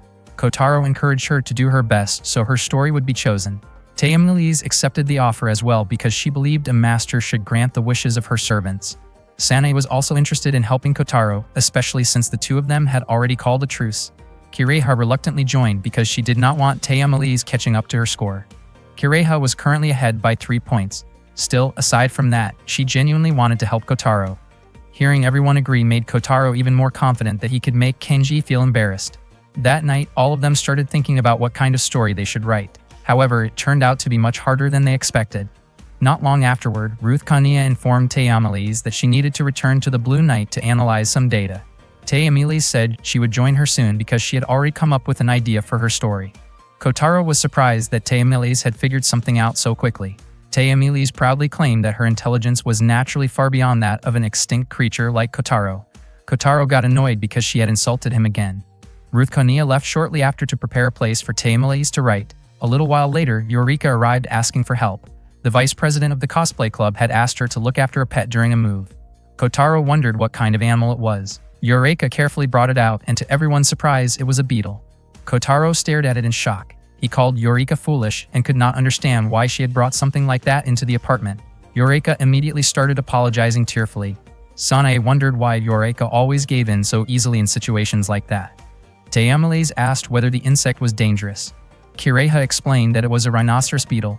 The moment she heard that, Taemin realized that if Ruth Kania saw it, she would definitely become very upset. That was exactly what Kotaro had been worried about. Kireha then asked how long Eureka would be taking care of the beetle. Since the vice president's family was quite wealthy and had a lot of belongings to move, Eureka explained that it would probably take 1 or 2 months. Taemin thought avoiding Ruth Kania would not be too difficult since Ruth Kania was very disciplined with her routine. Suddenly, Ruth Kania returned. Kotaro and Taemin quickly hid Eureka and the beetle inside the closet. Ruth Kania had only come back because she forgot something, but she became suspicious of Kotaro and Taemin's strange behavior. The two of them desperately insisted that nothing unusual was happening. Later that night, Sanae and Kotaro were still discussing ideas for their stories. Sanae wanted to write about her mother, who had once refused an arranged marriage. Sanae's mother came from a wealthy family and had been expected to marry the son of another influential family. Instead, she ran away to be with Sanae's father, who had been her childhood friend. Sanae asked whether Kotaro wanted to take a break since she had been possessing him for quite a long time. Kotaro admitted he was still not tired and said he had not come up with any ideas for his own story yet. Kotaro commented that being possessed by a ghost felt strange, but also surprisingly fun. Sanae promised that afterwards she would massage Kotaro's shoulders and help him finish his writing. Kotaro was amazed by how good Sanae's writing was, and Sanae looked happy after hearing the compliment. Sanae said Kotaro could probably write just as well if his hands remembered how to do it properly. She continued writing while asking Kotaro to praise her more. Kotaro gently patted Sanae on the head and told her she was doing a great job. Suddenly, Eureka burst into tears while asking Kotaro for help. The beetle kept moving around so much that she could not sleep. Kotaro ignored her because he believed it was Eureka's own problem to deal with. The beetle, whose name was Hercules, kept making noisy scratching sounds whenever it moved around, and Eureka begged Kotaro to help her calm down. Sanae casually suggested getting rid of the beetle altogether. However, Eureka could not do that because Hercules was extremely important to the cosplay club vice president's younger brother. Seeing Eureka look so desperate, Kotaro suggested that Hercules could simply be stored inside the closet. However, Sanae instead asked Eureka to leave the apartment. Eureka started crying again, so Kotaro gently comforted Sanae and asked her not to say things like that. It turned out that Kotaro had only wanted Eureka to put Hercules in the closet, and he even allowed Eureka to sleep in his room. Eureka was overjoyed and thanked Kotaro sincerely. Meanwhile, Taemin was seriously focused on writing a story. Ruth Kania asked whether Taemin was not tired, especially since instant writing equipment had already been prepared for her. However, Taemin refused to use it because she wanted to compete fairly, just like Kotaro and Kireha were doing. Suddenly, a warning about a space-time distortion appeared at coordinates 125, 88, 493, and 181, located near planet Earth. A month later, it turned out that Taemin's script had been chosen by the theater club. Everyone applauded for her achievement. The theater club president praised the story as beautiful, explaining that it told the tale of the Silver Princess and the Blue Knight. Kotaro was shocked that Taemin's script had been selected, especially after he and the others had stayed up all night writing their own stories. Taemin called them amateurs who simply could not understand what she had written. Kurama became curious about why Kotaro and Eureka had grown so close lately. According to Kiriha, it was probably because the two of them had spent many nights writing scripts together. Taya Miles laughed proudly at everyone who had lost, which only irritated Kotaro even more. That day, the school was busy preparing for the Shuhara festival. The story of the Silver Princess and the Blue Knight was already famous throughout the entire Fordorith kingdom. Ruth Konea explained that Princess Alaya of Fordorith had once faced the threat of a coup, and General Rayos, the Blue Knight, protected her as they traveled to visit an old friend in the land of Partamshiha. Kotaro realized that the story really did match the theater club president's taste perfectly. Ruth Konea also mentioned that every woman in Fordorith admired the Blue Knight, and even the queen herself loved the story. Kotaro finally understood why Taya Miles had been so passionate about writing it. Ruth Konea believed that Taya Miles would have been deeply disappointed if her script had not been chosen. Because of that, she wanted Kotaro to support Taya Miles as much as possible, especially considering how strongly Taya Miles admired the Blue Knight. Kotaro assured her that he would help, especially since he had also asked Taya Miles for help before. Ruth Konea thanked Kotaro warmly and called him a genuinely kind person. While choosing the actress for the Silver Princess role, Taya Miles seemed dissatisfied with the candidates because she believed the actress should appear more delicate. The theater club president explained that the Silver Princess needed to be graceful while also carrying the spirit and dignity of royalty. Taya Miles was surprised that the theater club president understood the character so well. Eureka volunteered to play the Silver Princess because she did not want to play the back half of a horse costume where her face would never be seen. The theater club president explained that they had limited members available for the performance. Taya Miles stated that anyone could play the Blue Knight, and she even agreed to let Kenji take the role, but she absolutely refused to let the Silver Princess look unsuitable for the part. Eureka could not believe they were ignoring her so completely. Kotaro stepped in to help her. He said that he knew someone perfect to play the Silver Princess, but in exchange he wanted Eureka to receive a role where her face could actually be seen. Taya Miles agreed, and the theater club president allowed Eureka to play the villain instead. Eureka happily accepted and declared that she would do her best to act as evil as possible. Taya Miles then asked who Kotaro thought would fit the role of the Silver Princess. Kotaro said he would go bring that person over. Not long afterward, Harumi arrived because Kotaro had called for her earlier. It turned out that the person Kotaro had chosen for the Silver Princess role was Harumi. That evening, Harumi practiced together with Kotaro on the school rooftop. Kotaro praised Harumi's acting, saying it was incredibly good. Harumi was surprised because even though she thought the story itself was wonderful, she still could not fully understand Alaya's feelings as the Silver Princess. Kotaro guessed that it was probably because she did not have someone to act opposite of during practice. He then offered to help Harumi rehearse the dialogue scenes. Kotaro began acting as the Blue Knight, and at that moment, Harumi finally realized that Alaya had feelings for him. From then on, Harumi gradually began to understand both the story and the emotions experienced by the Silver Princess. Her acting became even more natural and heartfelt. Harumi finally understood why the Silver Princess could never leave the man she cared about. Kotaro himself became completely captivated by Harumi's performance because it felt so genuine and real. Not long later, the theater club president praised Harumi's acting and admitted that choosing her for the role had definitely been the right decision. The theater club president said she was truly looking forward to the play and that she was also relying on Kotaro's support. Kotaro replied that he would continue helping Harumi no matter what. Meanwhile, Taya Miles and Ruth Konea still had not found any clues regarding the space-time distortion. They could not even detect a weak signal. The only thing they could do was stay alert, and she hoped it was nothing more than a warning sign. The day before the performance, Kotaro was walking around the school grounds while Sanae encouraged him as usual. Suddenly, a blue mass of light appeared, and Taya Miles emerged from it. She immediately asked Kotaro for help, though she still carried herself with her usual prideful attitude toward him. Kotaro tried to walk away, but Taya Miles stopped him. She said it was better to tell him than to explain the situation to a random passerby. Taya Miles explained that she had been carrying equipment for the play when she tripped and fell. She even said she did not care if Kotaro laughed at her for it. Instead, Kotaro helped her back to her feet. Taya Miles looked surprised because he would normally tease her in a situation like that. Kotaro admitted that he had changed his mind. Usually, Taya Miles caused strange problems, but this time she had been helping everyone, and that was not something worth making fun of. Kotaro even knelt down and asked if she was hurt. Taya Miles suddenly blushed at the way he treated her. She was even startled because Kotaro looked just like the Blue Knight at that moment. Kotaro and Sanae both became confused when Taya Miles suddenly went silent like that. She quickly claimed that she was fine. Later, Taya Miles admitted that she was dissatisfied with Harumi's acting. She could not understand it because the theater club president had previously praised Harumi's performance. The club president was also confused since Harumi's acting felt different from the way she acted on the school rooftop before. She even wondered if Haruome was feeling unwell. Taeamilis raised her voice and reminded everyone that they did not have much time left. Kireha immediately scolded her for speaking that way. According to Kireha, Harumi was probably just nervous because it was her first rehearsal. Kotaro also believed Harumi felt pressured because she had to perform directly alongside Kenji. Taeamilis then asked Kotaro what he planned to do. Kotaro said they should take things slowly. He then asked Kenji to switch places with him for a while. Kotaro intentionally took Kenji's role so Harumi could feel more comfortable and return to acting naturally again. After that, they planned to slowly transition the role back to Kenji. Taeamilis eventually agreed to follow Kotaro's idea. Kotaro confidently said that Taeamilis would soon be amazed by Harumi's acting. They immediately began rehearsing again, and just as Kotaro expected, Taeamilis was stunned by what she saw.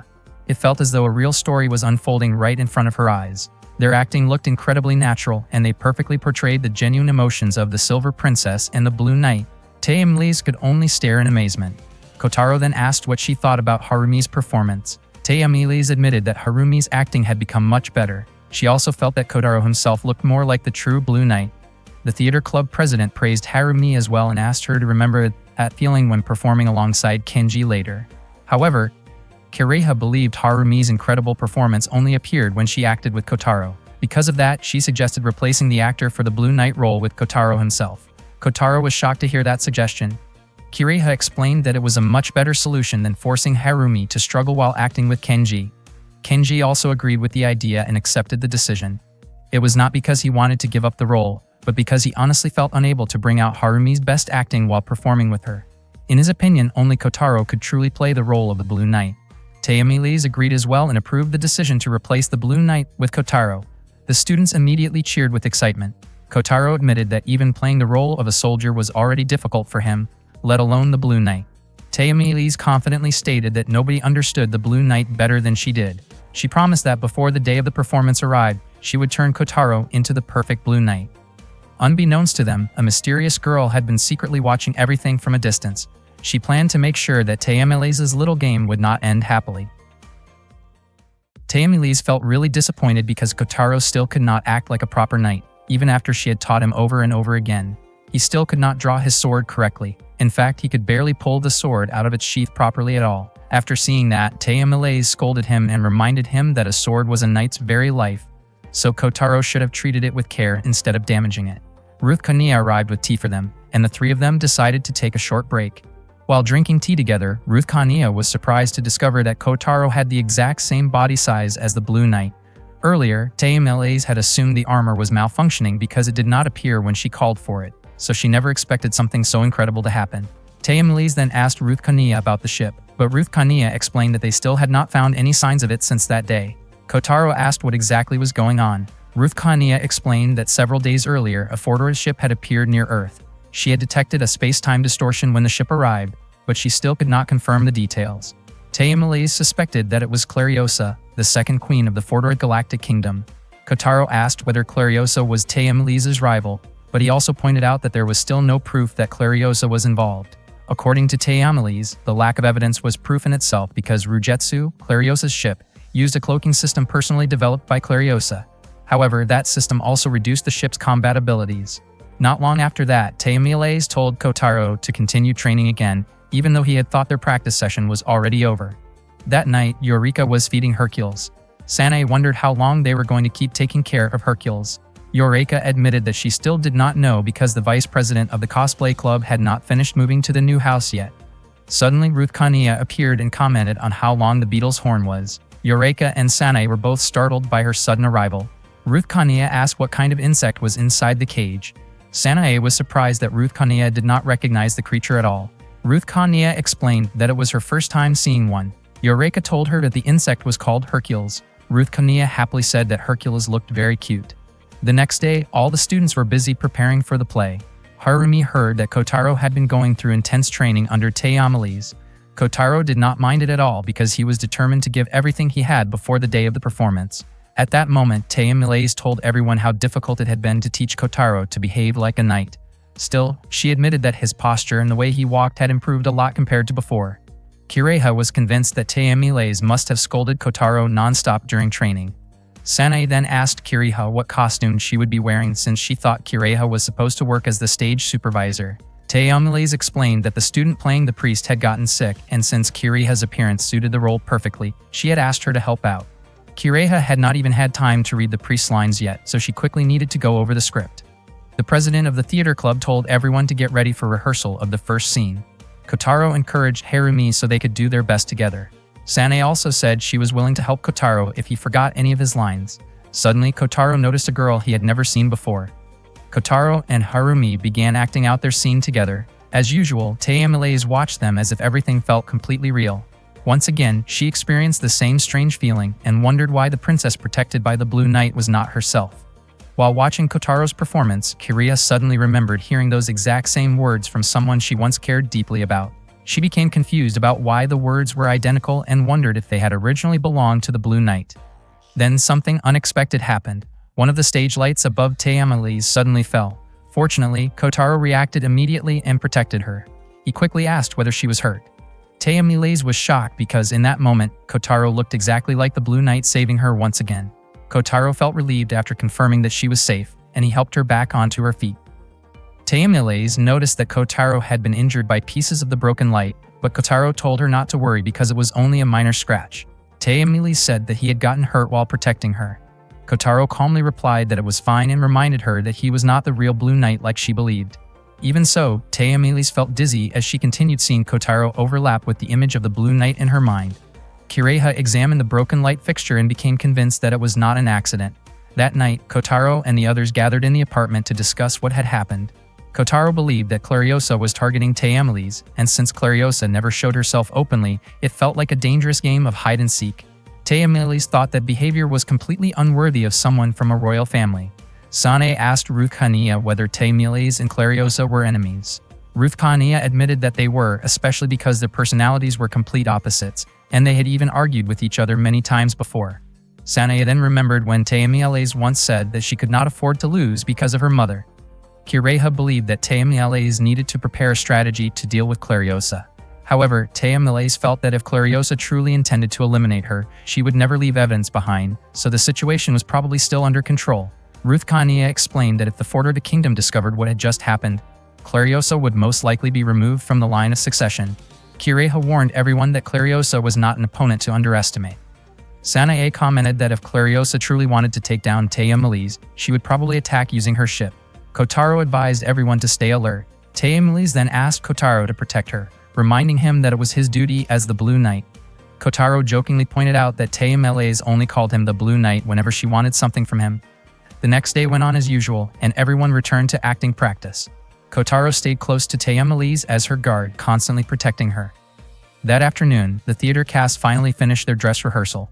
The theater club president invited everyone to celebrate and enjoy a party that evening. Kotaro really wanted to join the party with everyone else, but Teomiles stopped him because she wanted him to spend his free time training as a knight instead. Sanae looked disappointed because she had been looking forward to spending time with Kotaro.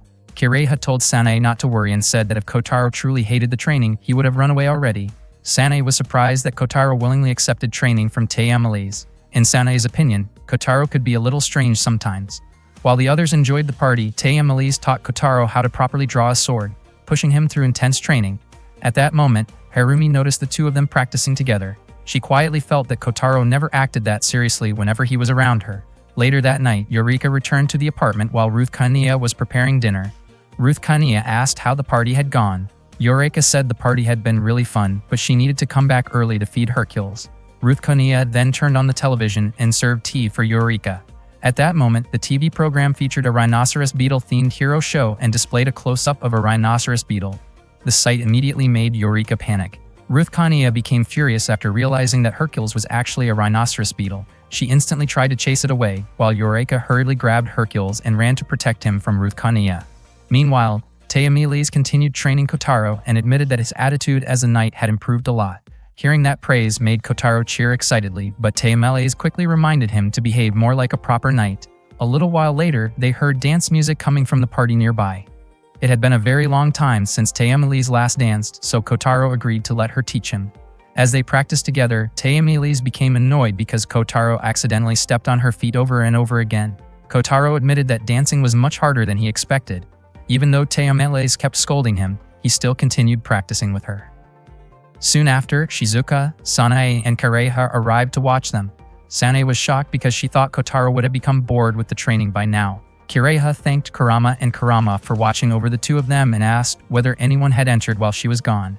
Kurama and Kurama replied that only Harumi had stopped by briefly before leaving again. Kireha told them to stay alert. Shizuka finally understood that Tayamulaze was caught in a complicated family conflict, and she realized just how difficult the life of a princess could be. Suddenly, Eureka rushed over and begged everyone for help. Sanae asked why she looked so panicked. Eureka explained that Ruth Kania had discovered Hercules was a rhinoceros beetle and immediately chased after her with a terrifying expression. Sanae was shocked and wondered how Ruth Kania found out the truth. Kireha told Eureka to hide first, while Shizuka directed her to a room near the stage. As Ruth Kania came running closer, Eureka quickly hid herself away. Shizuka and Sanae tried asking why Ruth Kania had suddenly come to the school. Still overwhelmed with emotion, Ruth Kania headed straight toward the room's door, making Sanae nervous. Kireha noticed that Ruth Kania was so upset that she was barely paying attention to anyone around her. Then suddenly, Ruth Kania spotted Tayamulaze and Kotaro dancing together. The moment she saw them, all of her anger instantly disappeared. She even looked confused about why she had come to the school carrying that bat in the first place. Without warning, the atmosphere suddenly turned dangerous. Kurama and Kurama detected a space-time distortion coming from the gymnasium. Kireha immediately informed Tayamulaze and Kotaro that an enemy had arrived. Clariosa then appeared right in front of Tayamulaze. Kotaro finally realized that Clariosa was the mysterious girl he had seen before. Tayamulaze was shocked that Clariosa had decided to attack openly using a weapon. Ruth Kania explained that if Clariosa used weapons created from materials found on Earth, the Fordorita Kingdom would not be able to interfere. Kotaro felt that something about the situation seemed strange. He questioned why Clariosa suddenly appeared now after staying hidden for so long, and why she would risk exposing herself just to knock down a light fixture earlier. He started to suspect that there was another reason behind Clariosa's actions and that she wanted Tayamulaze to respond in a certain way. As Clariosa activated her weapon, Ruth Kania prepared to counterattack with even greater power. However, Kotaro suddenly stepped in and stopped her. He warned Tayamulaze that Clariosa was deliberately trying to force her into bringing out her own weapon. Tayamulaze did not fully understand what Kotaro meant, but Kotaro asked her to trust him. As soon as Clariosa fired the attack, Kotaro immediately pulled Tayamulaze into his arms and shielded her from the blast. He quickly asked if she was alright, and Tayamulaze smiled happily after realizing that he had protected her. At that moment, Shizuka still could not understand what had actually happened. Ruth Kania explained that Clariosa had likely done something to force Tayamulaze to draw her weapon, which caused the explosion. According to Kotaro, Clariosa had not come only to bring down the lights. She had also prepared explosives beforehand. Clariosa grew frustrated and refused to let Kotaro ruin her plan so easily. She moved to attack him, but Sanae, along with Kurama and Kurama, stepped forward to protect him. Even so, Kotaro told them to focus on protecting Tayamulaze instead. Tayamulaze warned him about the danger of fighting alone, but Kotaro calmly replied that a battlefield was where a knight belonged, and that a princess should not be involved in such danger. He asked Tayamulaze to trust him because he was her knight. Tayamulaze was genuinely surprised to hear Kotaro declare himself as her knight. At that moment, Kotaro charged straight toward Clariosa to confront her. Clariosa laughed at the sight of the imitation blue knight standing before her.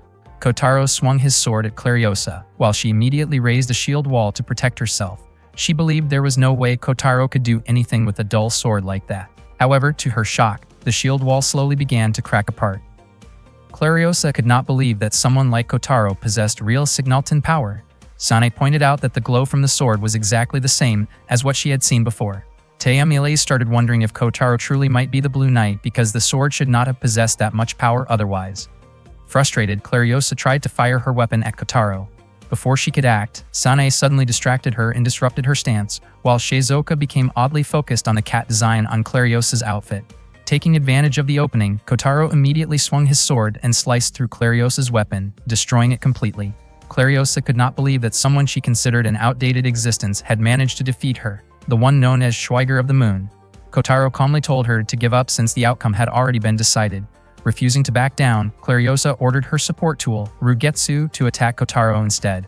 Tayamulaze shouted for Kotaro to dodge, but Clariosa had already commanded Rugetsu to eliminate him completely. Not long afterward, Kurama and Kurama arrived carrying the explosives that Clariosa had prepared earlier. Kireha told Clariosa that she should fear her own weapons instead. Kurama and Kurama immediately detonated the explosives, but Clariosa had already escaped beforehand. Kireha asked whether they should chase after her, but Tayamulaze felt it would only waste time. Instead, she praised Kotaro for everything he had done. Kotaro apologized for destroying the sword, yet Tayamilaise was not angry at all.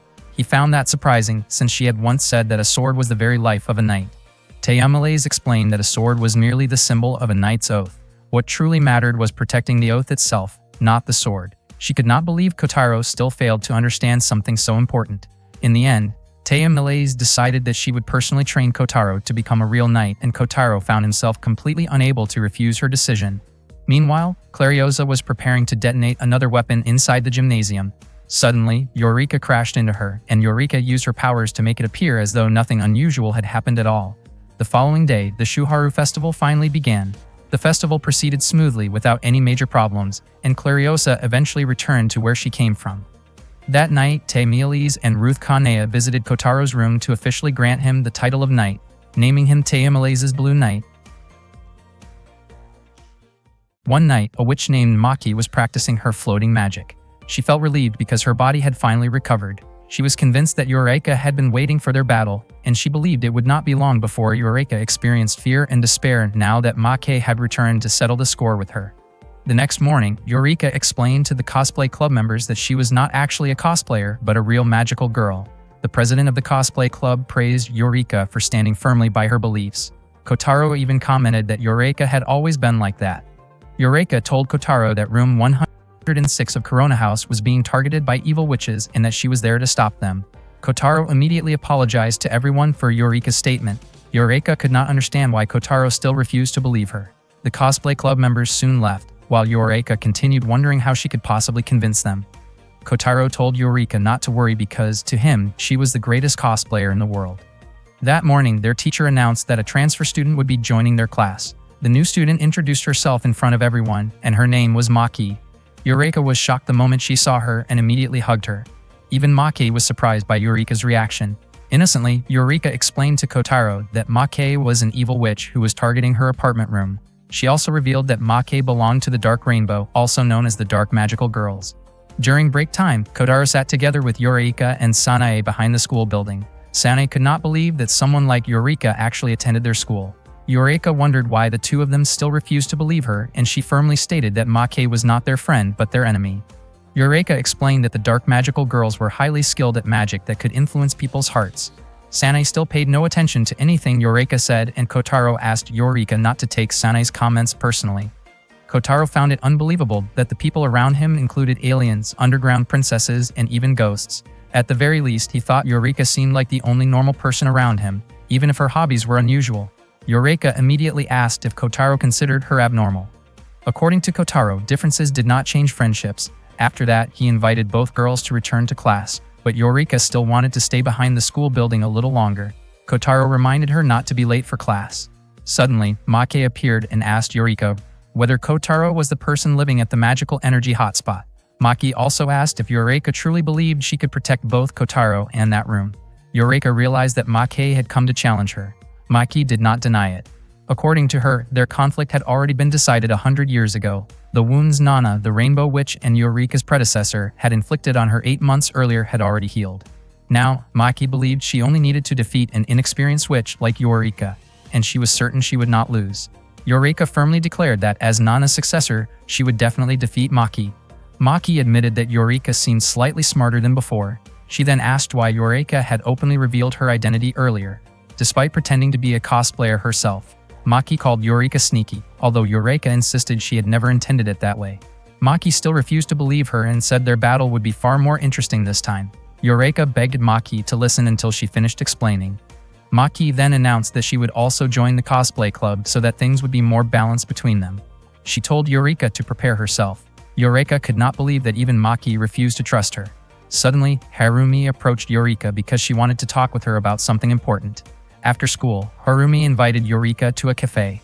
Harumi confessed that she wanted to become closer to Kotaro. She hoped Kotaro would stop treating her so formally because she wanted a more relaxed relationship with him, similar to the way he interacted with Eureka or Tayamilaise. Eureka told Harumi not to think too deeply about it because Kotaro could sometimes be rude and often acted rough with people. Harumi replied that Kotaro had never treated her that way, but Eureka complained that Kotaro was never nice to her. Eureka understood Harumi's feelings and promised that she would help her. She confidently claimed that she understood romance because she had spent 10 years reading girls' comics. Harumi then asked what she should do. Eureka suggested that they go on a double date together. The moment Harumi heard that idea, her face immediately turned bright red. That evening, Eureka returned to Corona House. She finally realized that Harumi truly had feelings for Kotaro. Suddenly, Eureka remembered that she still had to face Maki now that the witch had appeared again. Eureka felt uncertain about whether she could win or not. Even so, she knew she had to fight, especially after Nana had risked her life to help her. Eureka encouraged herself and tried to stay positive. As soon as she arrived in front of the apartment building, she heard Kotaro and the others holding a welcome party for Maki. Eureka quickly walked in and asked why Kotaro had brought Maki to the apartment. Kotaro replied that there should not be any problem with welcoming a new student. Eureka firmly reminded everyone that Maki was a magician targeting that room, and if they let her enter so easily, she could gather information about the place without any trouble. Unfortunately, everyone still thought Eureka was just talking about cosplay. Eureka desperately hoped Kotaro would believe her, because they could end up in serious trouble if they did not send Maki away soon. Kotaro felt that Eureka was being rude toward Maki by speaking like that. Kotaro stepped closer to Eureka and asked her to explain clearly who Maki really was. Before Eureka could say anything, Kenji suddenly arrived carrying snacks, including Kotaro's favorite rhinoceros beetle-shaped chocolate treats. The moment Ruth Kania heard the words rhinoceros beetle, her expression suddenly became intense, and she started pounding on the table in panic. Kotaro immediately tried to calm her down. At that moment, Eureka tried once again to explain the truth about Maki, but Kotaro was too busy comforting Ruth Kania. Kotaro asked Kenji to clean up the snacks, but Kenji accidentally made an even bigger mess, causing the situation to become even more chaotic. Eureka continued trying to warn everyone about Maki, but Sanae asked her not to bring up the topic at that moment. According to Teyamlis, it would be too harsh to suddenly force Maki to leave. Shizuka added that they had intentionally prepared a welcoming party for Maki that day. Hearing everyone's responses made Eureka feel heartbroken because nobody believed her, even though she was honestly trying to protect them. In the end, Eureka quietly chose to leave. That afternoon, Harumi was walking alone while still thinking about the date Eureka had suggested earlier. Not long afterward, she noticed Eureka sitting alone on a park bench, lost in thought. Eureka admitted that she felt sad because none of her friends believed her, even though she had tried so hard to tell them the truth. Harumi explained that even if they did not believe Eureka, they were still her friends, and protecting them was probably the reason Eureka felt so troubled. Harumi honestly did not understand the full situation, but she suggested that Eureka should do something that would help everyone understand what she believed in. According to Harumi, words alone might not be enough, and actions could speak more clearly. Eureka paused for a moment before promising that she would do everything she could. Harumi smiled warmly after hearing her determination. The next morning, Kotaro invited Eureka to head to school together, but Eureka never came out of the closet.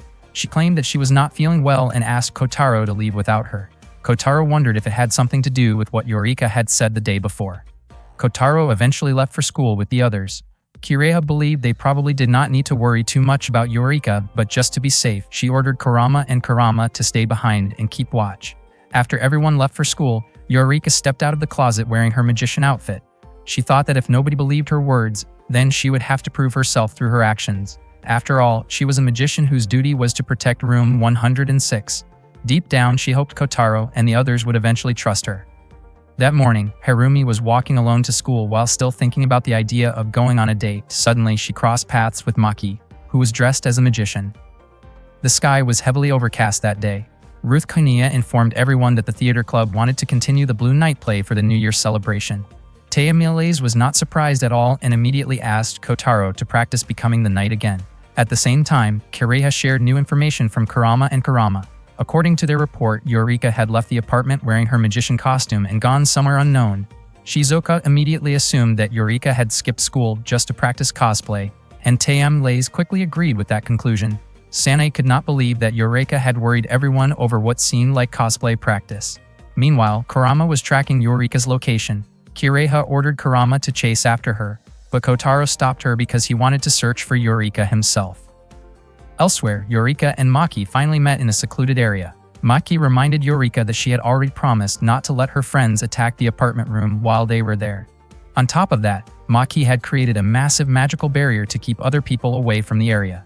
The two of them prepared to fight. Eureka believed she could win the battle in order to protect the room. Maki cast a target-locking spell called Sidewinder toward Eureka. In response, Eureka used a quick cast spell called Multiple Energy Bolt. The two attacks collided violently and exploded at the center. At the very same moment, Kotaro and Sanae rushed toward Eureka's location. Sanae pointed out the area, but unfortunately she could not pass through because an invisible barrier blocked her path. Sanae explained to Kotaro that an unseen wall was stopping her from getting through, and then she quickly pulled him inside. At that moment, Kotaro finally realized that Eureka was not just an ordinary cosplayer. Meanwhile, Eureka and Maki continued exchanging magical attacks. Suddenly, Maki disappeared from Eureka's sight and quickly reappeared behind her, striking unexpectedly and sending Eureka crashing backward. Maki then revealed that her magic specialized in controlling hearts and minds, allowing her to temporarily erase a person's memories. Eureka refused to give up in her fight against Maki because she wanted to protect the residents of Room 106 and earn their trust. Maki admitted that Eureka had become much braver than before. At that moment, Kotaro and Sanae finally found Eureka. Maki was surprised that they had managed to get past the barrier. Unexpectedly, Kotaro told Eureka to go home and head to school instead. He said she could continue her cosplay another time. In Kotaro's eyes, Eureka was just a cosplayer and did not belong in a place like that. Eureka became frustrated because Kotaro still refused to believe that she was truly a magical girl. She explained that Maki was their enemy and that she had to fight her. Maki assumed that Kotaro was some kind of magician who had evolved on Earth and was helping Eureka with his knowledge. She was even surprised that he lived together with a ghost like Sanae. Eureka quickly told Maki that Kotaro and Sanae had nothing to do with the fight, and that she alone would face Maki. Maki also made it clear that she only intended to battle Eureka and had no interest in fighting everyone else. The fight between Maki and Eureka continued, and Eureka was hit by one of Maki's attacks. Maki prepared to finish the battle, but Kotaro managed to save Eureka just in time.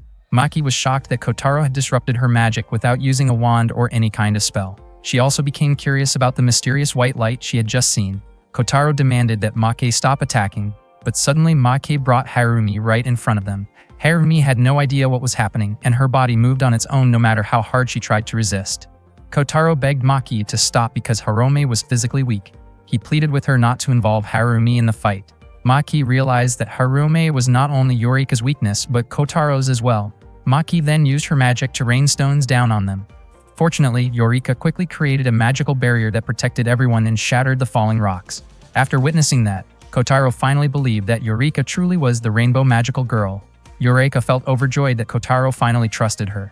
Kotaro then asked Eureka to work together with him to save Harumi.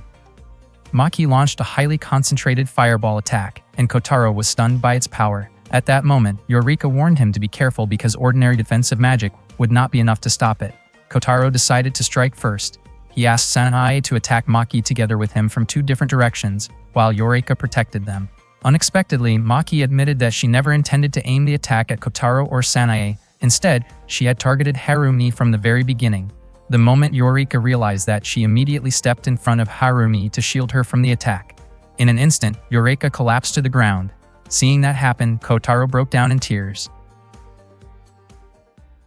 Kotaro shouted in panic when he saw Eureka lying there completely helpless. Sanae asked why Maki would do something like that to Eureka. Maki believed that they were trying to protect too many things at once, and because of that, they ended up unable to protect anything at all. Kotaro refused to let Maki lay another hand on Eureka. He swore that he would defeat her. Suddenly, a white light appeared once again. It created a sword and placed it into Kotaro's hands. Even Maki was shocked that Harumi was capable of using magic. Harumi explained that the sword belonged to Kotaro.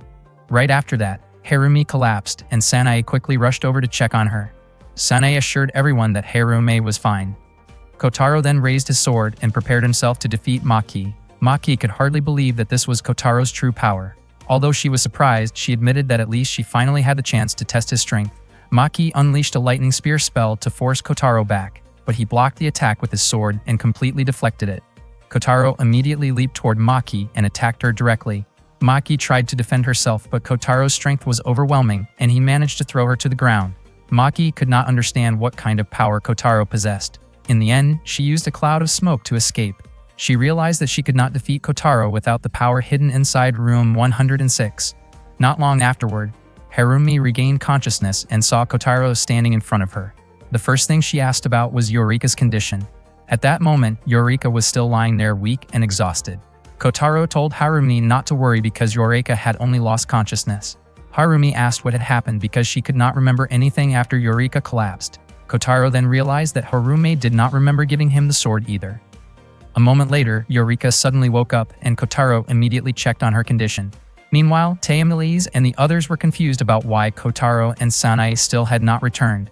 Kireha had already tried contacting them, but neither of them could be reached. Kurama offered to go look for them if Taemelise was worried about Kotaro. Taemelise quickly denied it and claimed that she simply wanted to think about the script for their play. As she thought about the ending of the story, Taemelise wondered whether the Blue Knight also loved the Silver Princess. She became convinced that if the Silver Princess and the Blue Knight truly loved each other, then they would probably share a kiss. Her face instantly turned red when she imagined herself kissing Kotaro. Taemelise hurriedly pushed those embarrassing thoughts out of her mind.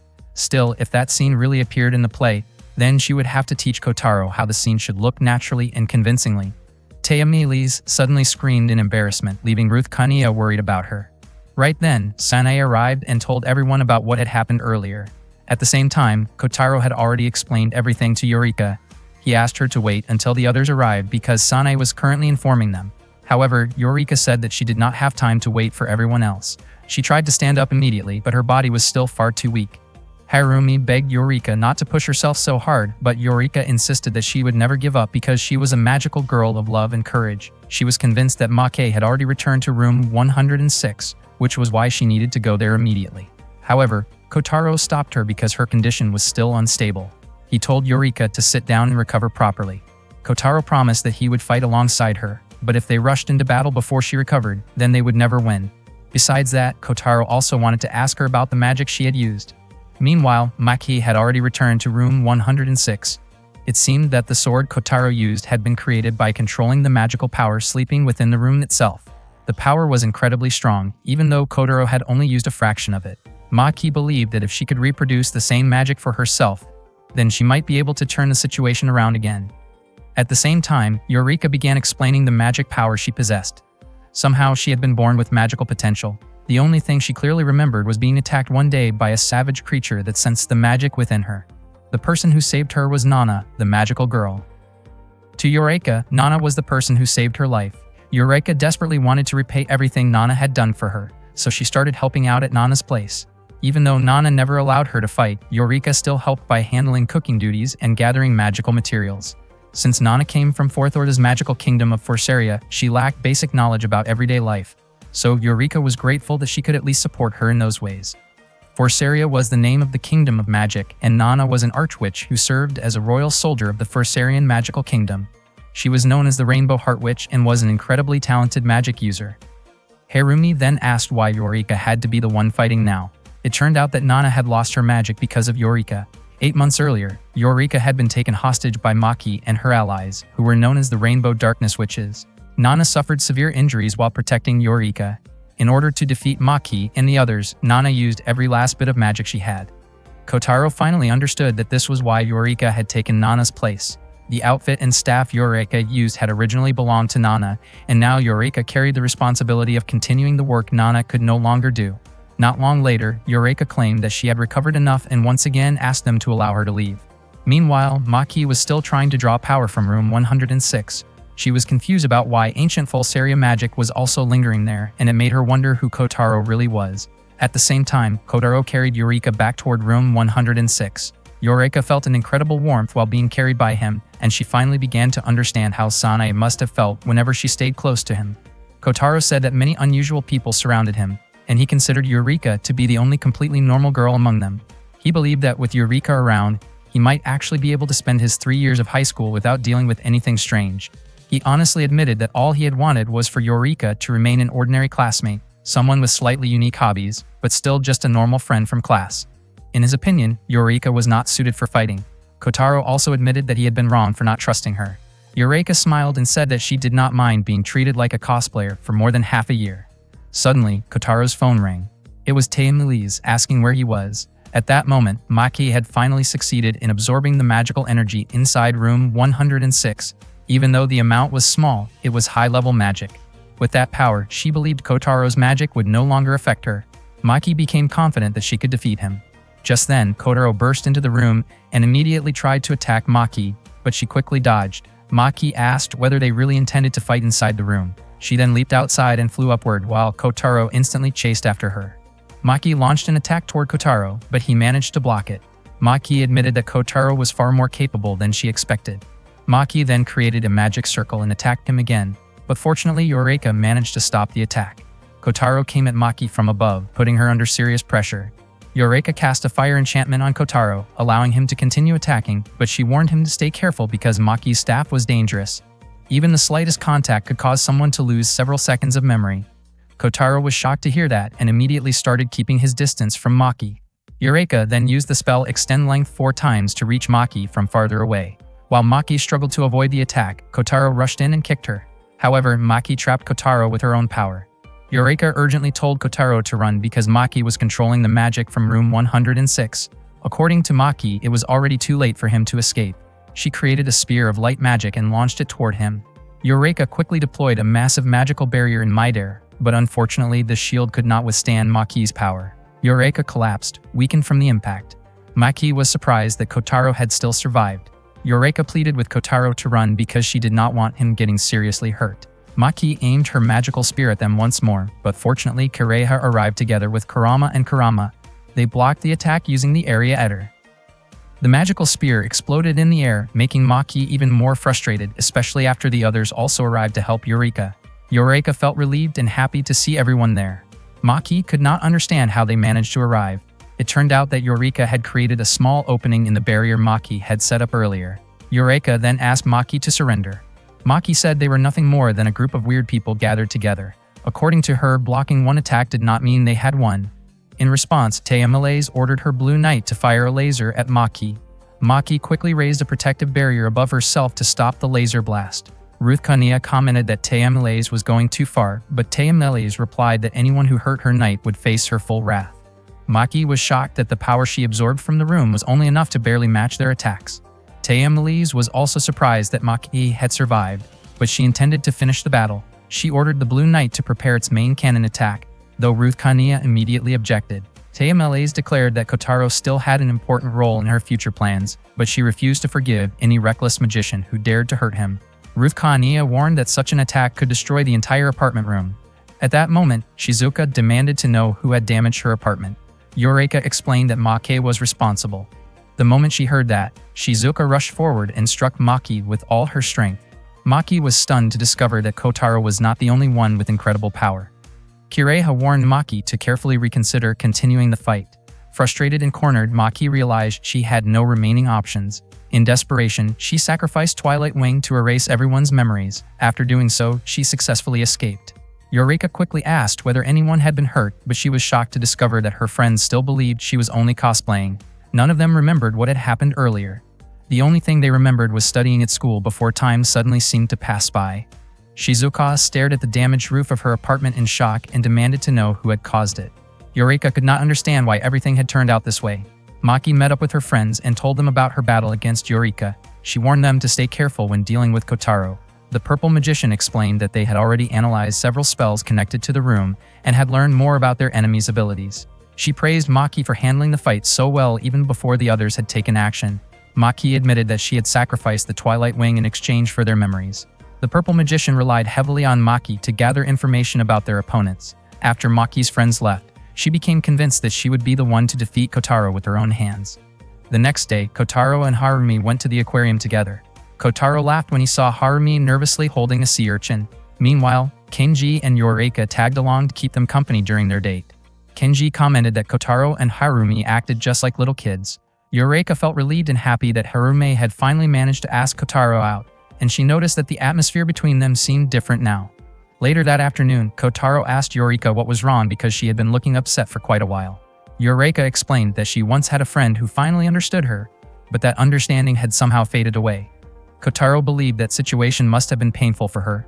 Eureka then asked what Kotaro would think if she truly were a magical girl, and how she should tell him about it.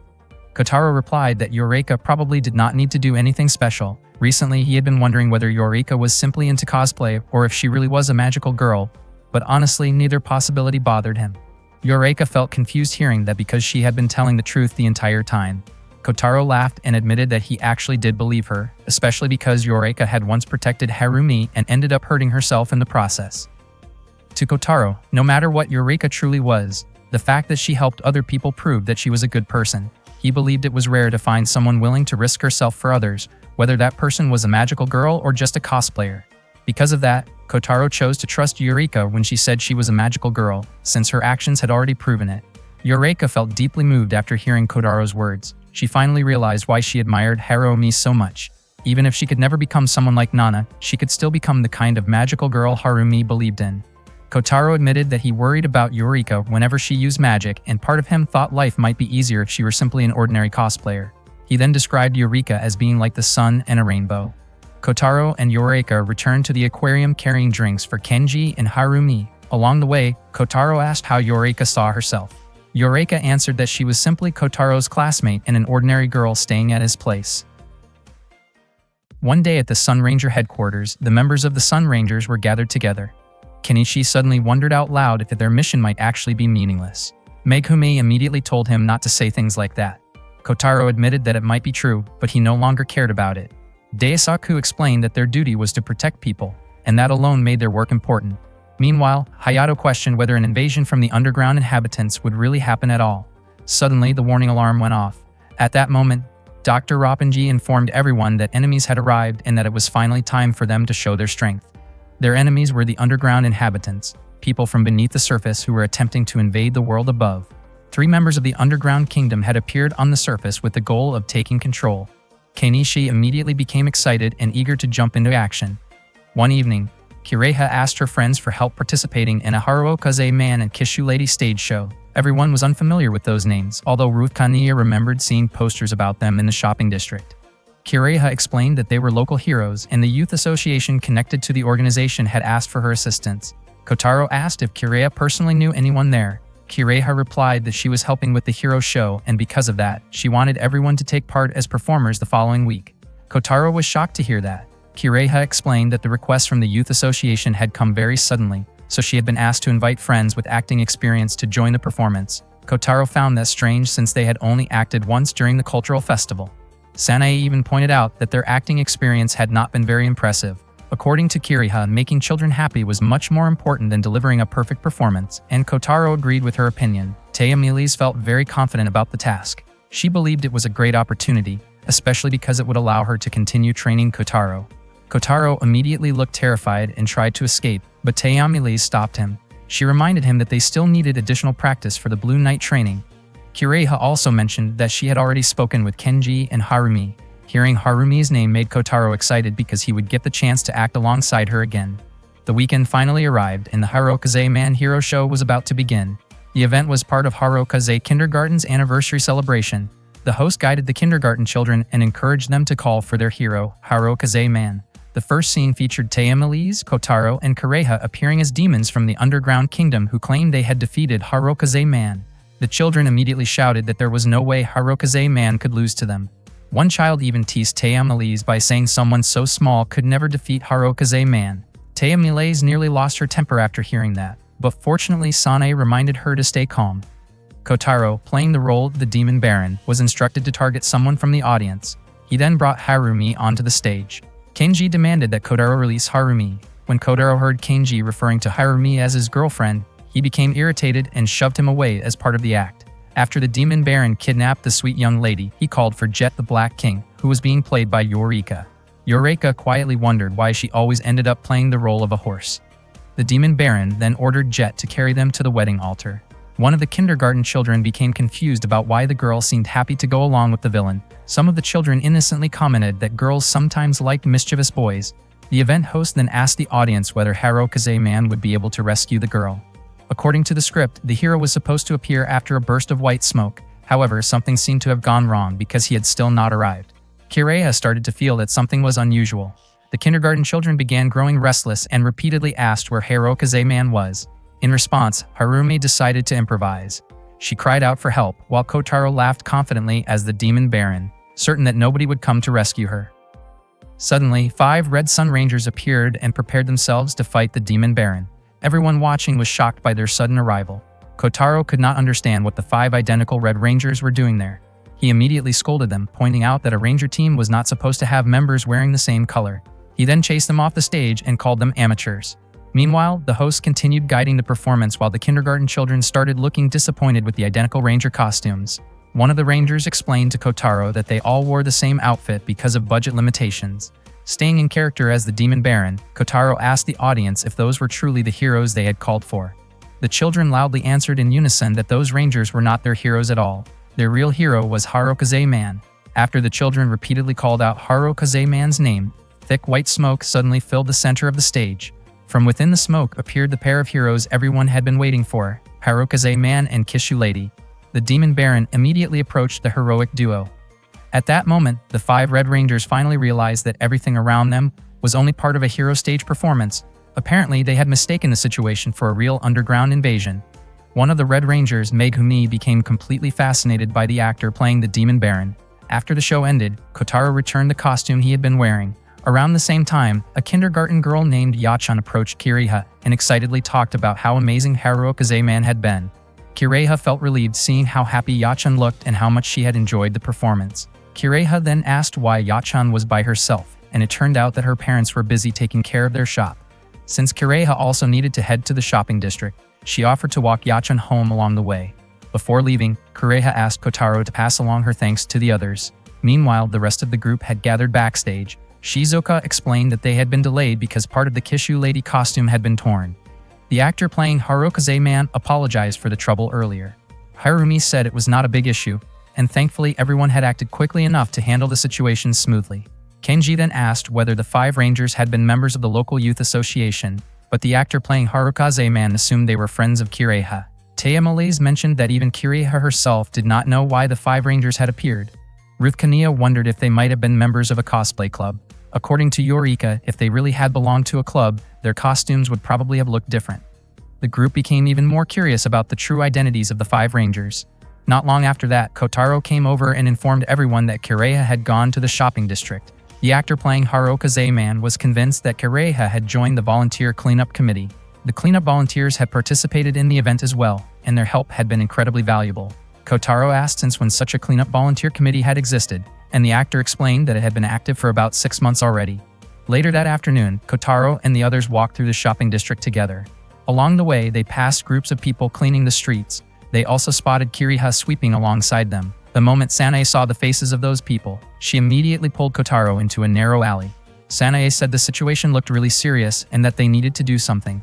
It turned out the people cleaning the streets were the Earth natives, Kiriha's companions from the underground world. Sanae claimed that the natives had started invading them. Kotaro and the others observed them more carefully, only to realize that they were simply cleaning the area peacefully. Sanae wondered how anyone could possibly carry out an invasion while sweeping the streets, but Taya admitted that she had no idea either. That night, Kotaro, Yorika, and Sanae were all fast asleep while Kiriha remained awake, quietly staring at a card given to her by someone important to her. Kurama and Karama informed her that they had received a message from their leader requesting a mission report. Kiriha then contacted the leader of the Earth natives to report on the progress of her mission. The leader commented that Kiriha's expressions and attitude were becoming more and more like her mother's. Kiriha proceeded to explain the status of Plan A. The gradual integration plan had already reached stage 2, where she had successfully joined the local youth association and had been warmly accepted by the people in the neighborhood. Up to that point, everything had been progressing smoothly. As for Plan B, Kiriha admitted that she was still facing some difficulties, just as she had reported before. Corona House Room 106, their target location, had also become the target of several other groups besides their own. Even so, because Plan A was going well, they were not overly worried about the situation surrounding Plan B. The leader agreed with Kiriha's assessment, but there was still a serious issue involving Tayuma, who continued insisting on a faster way to complete the mission. According to Tayuma, Plan B could speed things up considerably. Hearing that, Kiriha pointed out that Tayuma was essentially suggesting that they seize Room 106 through forceful means. Afterward, the leader asked whether Kiriha was willing to return home and get married. The leader believed that such a marriage might strengthen unity among their people and possibly influence Tayuma as well. It would also provide Kiriha with a safe place to stay. Unfortunately, Kiriha admitted that she still could not accept the idea. The next day, Harumi could not stop thinking about Kotaro while sitting in the clubroom. Suddenly, Kotaro appeared and asked what had put her in such a cheerful mood. Harumi looked embarrassed and admitted that yesterday's performance had been really enjoyable. Kotaro agreed, mentioning that the kindergarten children had genuinely loved the show. According to him, the results of that performance felt very different compared to the cultural festival. Harumi explained that it was probably because they had performed as representatives of the local youth association, making their efforts feel more meaningful since they were helping the people of the town directly. She even felt as though she had become part of the town herself. Hearing that reminded Kotaro about Kireha and the Earth natives cleaning the streets the previous day. Kotaro admitted that he actually wanted to take part in another hero show someday.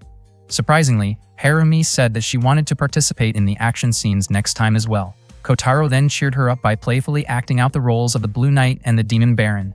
That afternoon, Sanae and Eureka rushed out of school so they could quickly watch Magical Girl Love from the Heart. Both of them were so excited that they sprinted right past Kotaro. Meanwhile, Kotaro ran into Kiriha while she was shopping at a store and he asked why she was not together with Ruth Kaniya. Kiriha explained that Taemalaise was busy working on a script with the theater club because she was extremely enthusiastic about the continuation of The Silver Princess and The Blue Knight. Ruth Kaniya was there to keep an eye on Taemalaise, so Kiriha ended up shopping alone. Hearing that, Kotaro offered to help carry her groceries. When they stopped by the vegetable stand, Yachan's father thanked Kiriha for escorting Yachan safely home the other day. At the fish stand, the shopkeeper jokingly mentioned that Kiriha had come with her boyfriend. After that, Kiriha bought some tea and visited a takoyaki stand. The owner thanked her for helping clean up before, and in return, he gave her some takoyaki. Once they finished shopping, Kiriha and Kotaro sat together on a park bench and talked for a while. Kotaro admitted that there was something he wanted to ask her. He had been wondering if Kiriha had really come to the surface to carry out an invasion. Kiriha asked why he would suddenly think something like that. Kotaro explained that she had helped with cleaning the previous day and had also assisted with the hero show. To him, it felt more like she was trying to become part of the town itself. Kotaro said he had kept thinking about it, and after a while, everything started to make sense. In his opinion, Kiriha was simply too kind for someone planning an invasion. Kiriha responded by pointing out that it could also mean she was trying to gain his trust. Back when they first met, she had already said something similar, and Kotaro realized that teasing him had been part of her approach all along. Kotaro admitted that he could be pretty clueless, so he had never taken it too seriously.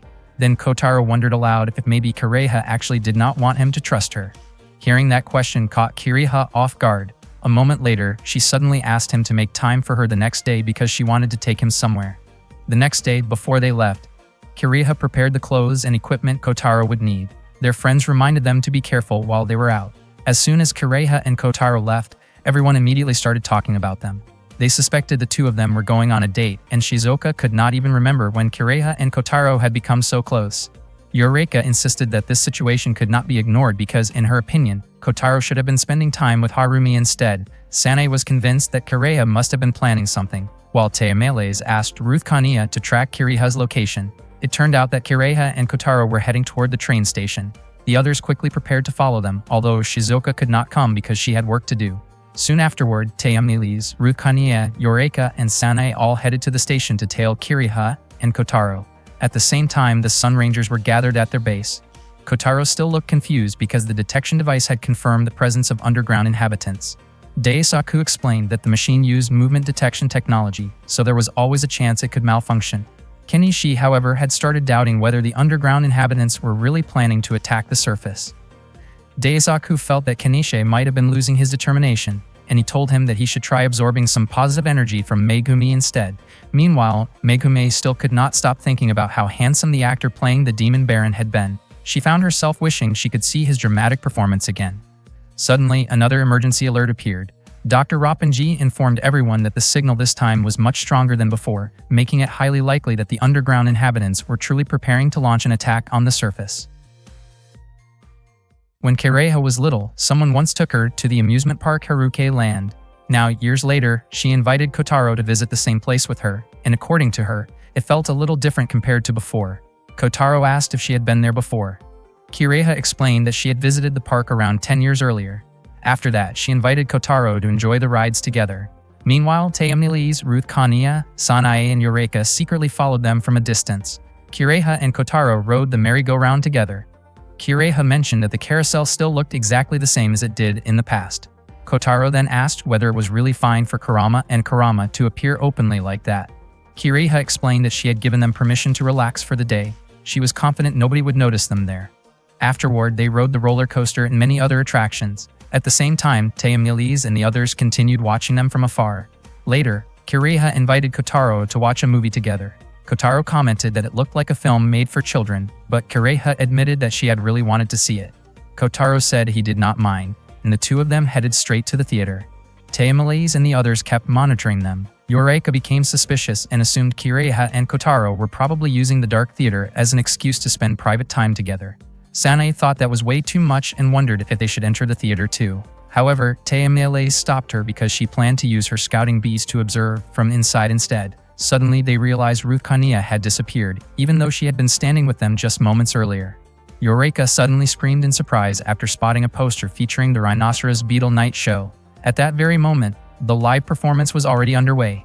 Out of nowhere, Ruth Kania appeared carrying an insect swatter and began chasing after the beetle heroes one by one in a chaotic scene. One of the beetle heroes, played by Shizuka, quickly stepped in to stop her. Shizuka was confused about why Ruth Kania had suddenly shown up there and worried that the disturbance might interfere with the performance. In the end, Shizuka had no choice but to confront Ruth Kania and calm the situation down. Meanwhile, Kotaro and Kiriha had finished watching the movie. Kotaro admitted that the film had actually been pretty entertaining, and they had even received some cool souvenirs afterward. Inside the package was a hero card identical to the one Kiriha owned. Kotaro remembered Kiriha once saying that the card had been a gift from someone very special to her. He then asked if that meant the person Kiriha cared about had been the one who brought her to the amusement park 10 years ago. Kiriha simply smiled before inviting Kotaro to the next attraction. When Kiriha saw the Naganumang Lala ride, it reminded her of the time she rode it together with that special person. She even hopped excitedly as she entered the attraction, trying to relive those memories. Kotaro gently reminded her that she was no longer a little kid and had already grown up. Kiriha apologized and admitted that she understood she had become an adult now, and there were things she needed to do. She explained that the reason she intentionally invited Kotaro there was because she wanted to talk about something important. Kiriha then shared a story from 10 years earlier. Back then, she had argued with her parents and decided to leave home. Ever since her mother passed away, she had become much more emotional and easily upset. Kiriha then asked whether Kotaro's mother had also passed away, and Kotaro quietly nodded. After leaving home, Kiriha eventually reached the surface world, a place she was never supposed to visit. It was there that she met that person. Kiriha could no longer remember his face or even his name, but she still remembered that he was around the age of a high school student, so she used to call him Big Brother. Kiriha spent time visiting several places together with him, and little by little, she realized she had developed special feelings for him. Kotaro asked if the reason she brought him to that place was to remember those memories. He believed Kiriha must have truly cared about that person. Kiriha admitted that he had been her first love and the only person she had ever truly loved. After that, Kiriha was taken back to the underground world and never saw him again. That was also the reason she was later entrusted with the mission to invade the surface world and eventually become part of the Surface Command Division. Kotaro finally realized that Kiriha's true reason for invading was to search for her first love. Kiriha needed a much more subtle approach because she did not want the city or that special person to get dragged into a war. Kotaro asked if Kiriha had not once said that she needed Room 106 to mass-produce ether weapons. It turned out that statement had only been made to provoke Kotaro into opposing her directly. If Kiriha had immediately taken control of Room 106 back then, it would have created an excuse for conflict. That situation would have made it easy for the military hardliners of the underground world to stir up major trouble. However, if Kiriha failed to secure Room 106 first, the radical faction would eventually take matters into their own hands and launch an impatient invasion themselves. In short, Kiriha could not afford to lose the room, and she had to act carefully in order to claim it while quietly taking control of the city without attracting attention. Kotaro realized that Kiriha was not truly suited for an invasion in the first place. He admitted that if she had explained everything honestly from the beginning, he probably would have helped her. Kiriha was surprised that Kotaro was willing to support her. She apologized for deceiving him and using him for her own personal goals. Kotaro replied that if everything Kiriha said was true, then any guy would end up falling for her. Kiriha laughed after hearing Kotaro's teasing compliment. According to her, if Kotaro improved his flirting skills a little more, he would probably become very popular with women. Meanwhile, Taemi Lees and the others tried to wake Ruth Kania, who had been lying unconscious on a bench near the performance area. Ruth Kania eventually woke up and asked what had happened to her. Taemi Lees felt relieved after realizing that Ruth Kania did not remember anything. Sanae quickly told Ruth Kania not to think too much about the earlier incident. Yoreka almost revealed everything, but Sanae immediately covered her mouth before she could speak. Shizuka told everyone not to worry because the most important thing was that everyone was safe and the audience had enjoyed the show. At the same time, Kotaro and Kiriha were about to ride the roller coaster. Kotaro commented that the ride did not really seem to match Kiriha's personality. Kiriha became curious why Kotaro seemed to think of her as a tomboy. Kotaro then asked if she had ridden the attraction together with that special person in the past. Kiriha explained that she had never been able to ride it 10 years ago because she was not tall enough to meet the height requirement. Even so, she had always dreamed of writing it someday, and that dream finally came true that day. Suddenly, a violent tremor shook the entire area. The people nearby immediately panicked in fear. Kireha suspected that the very thing she had been worried about was finally happening. Moments later, a massive object burst out from underground. Kireha explained that it was a submarine belonging to the underground kingdom. Not long after, someone appeared from inside it. Kireha had already guessed that the mastermind behind everything was Taioma. She demanded to know what he was planning.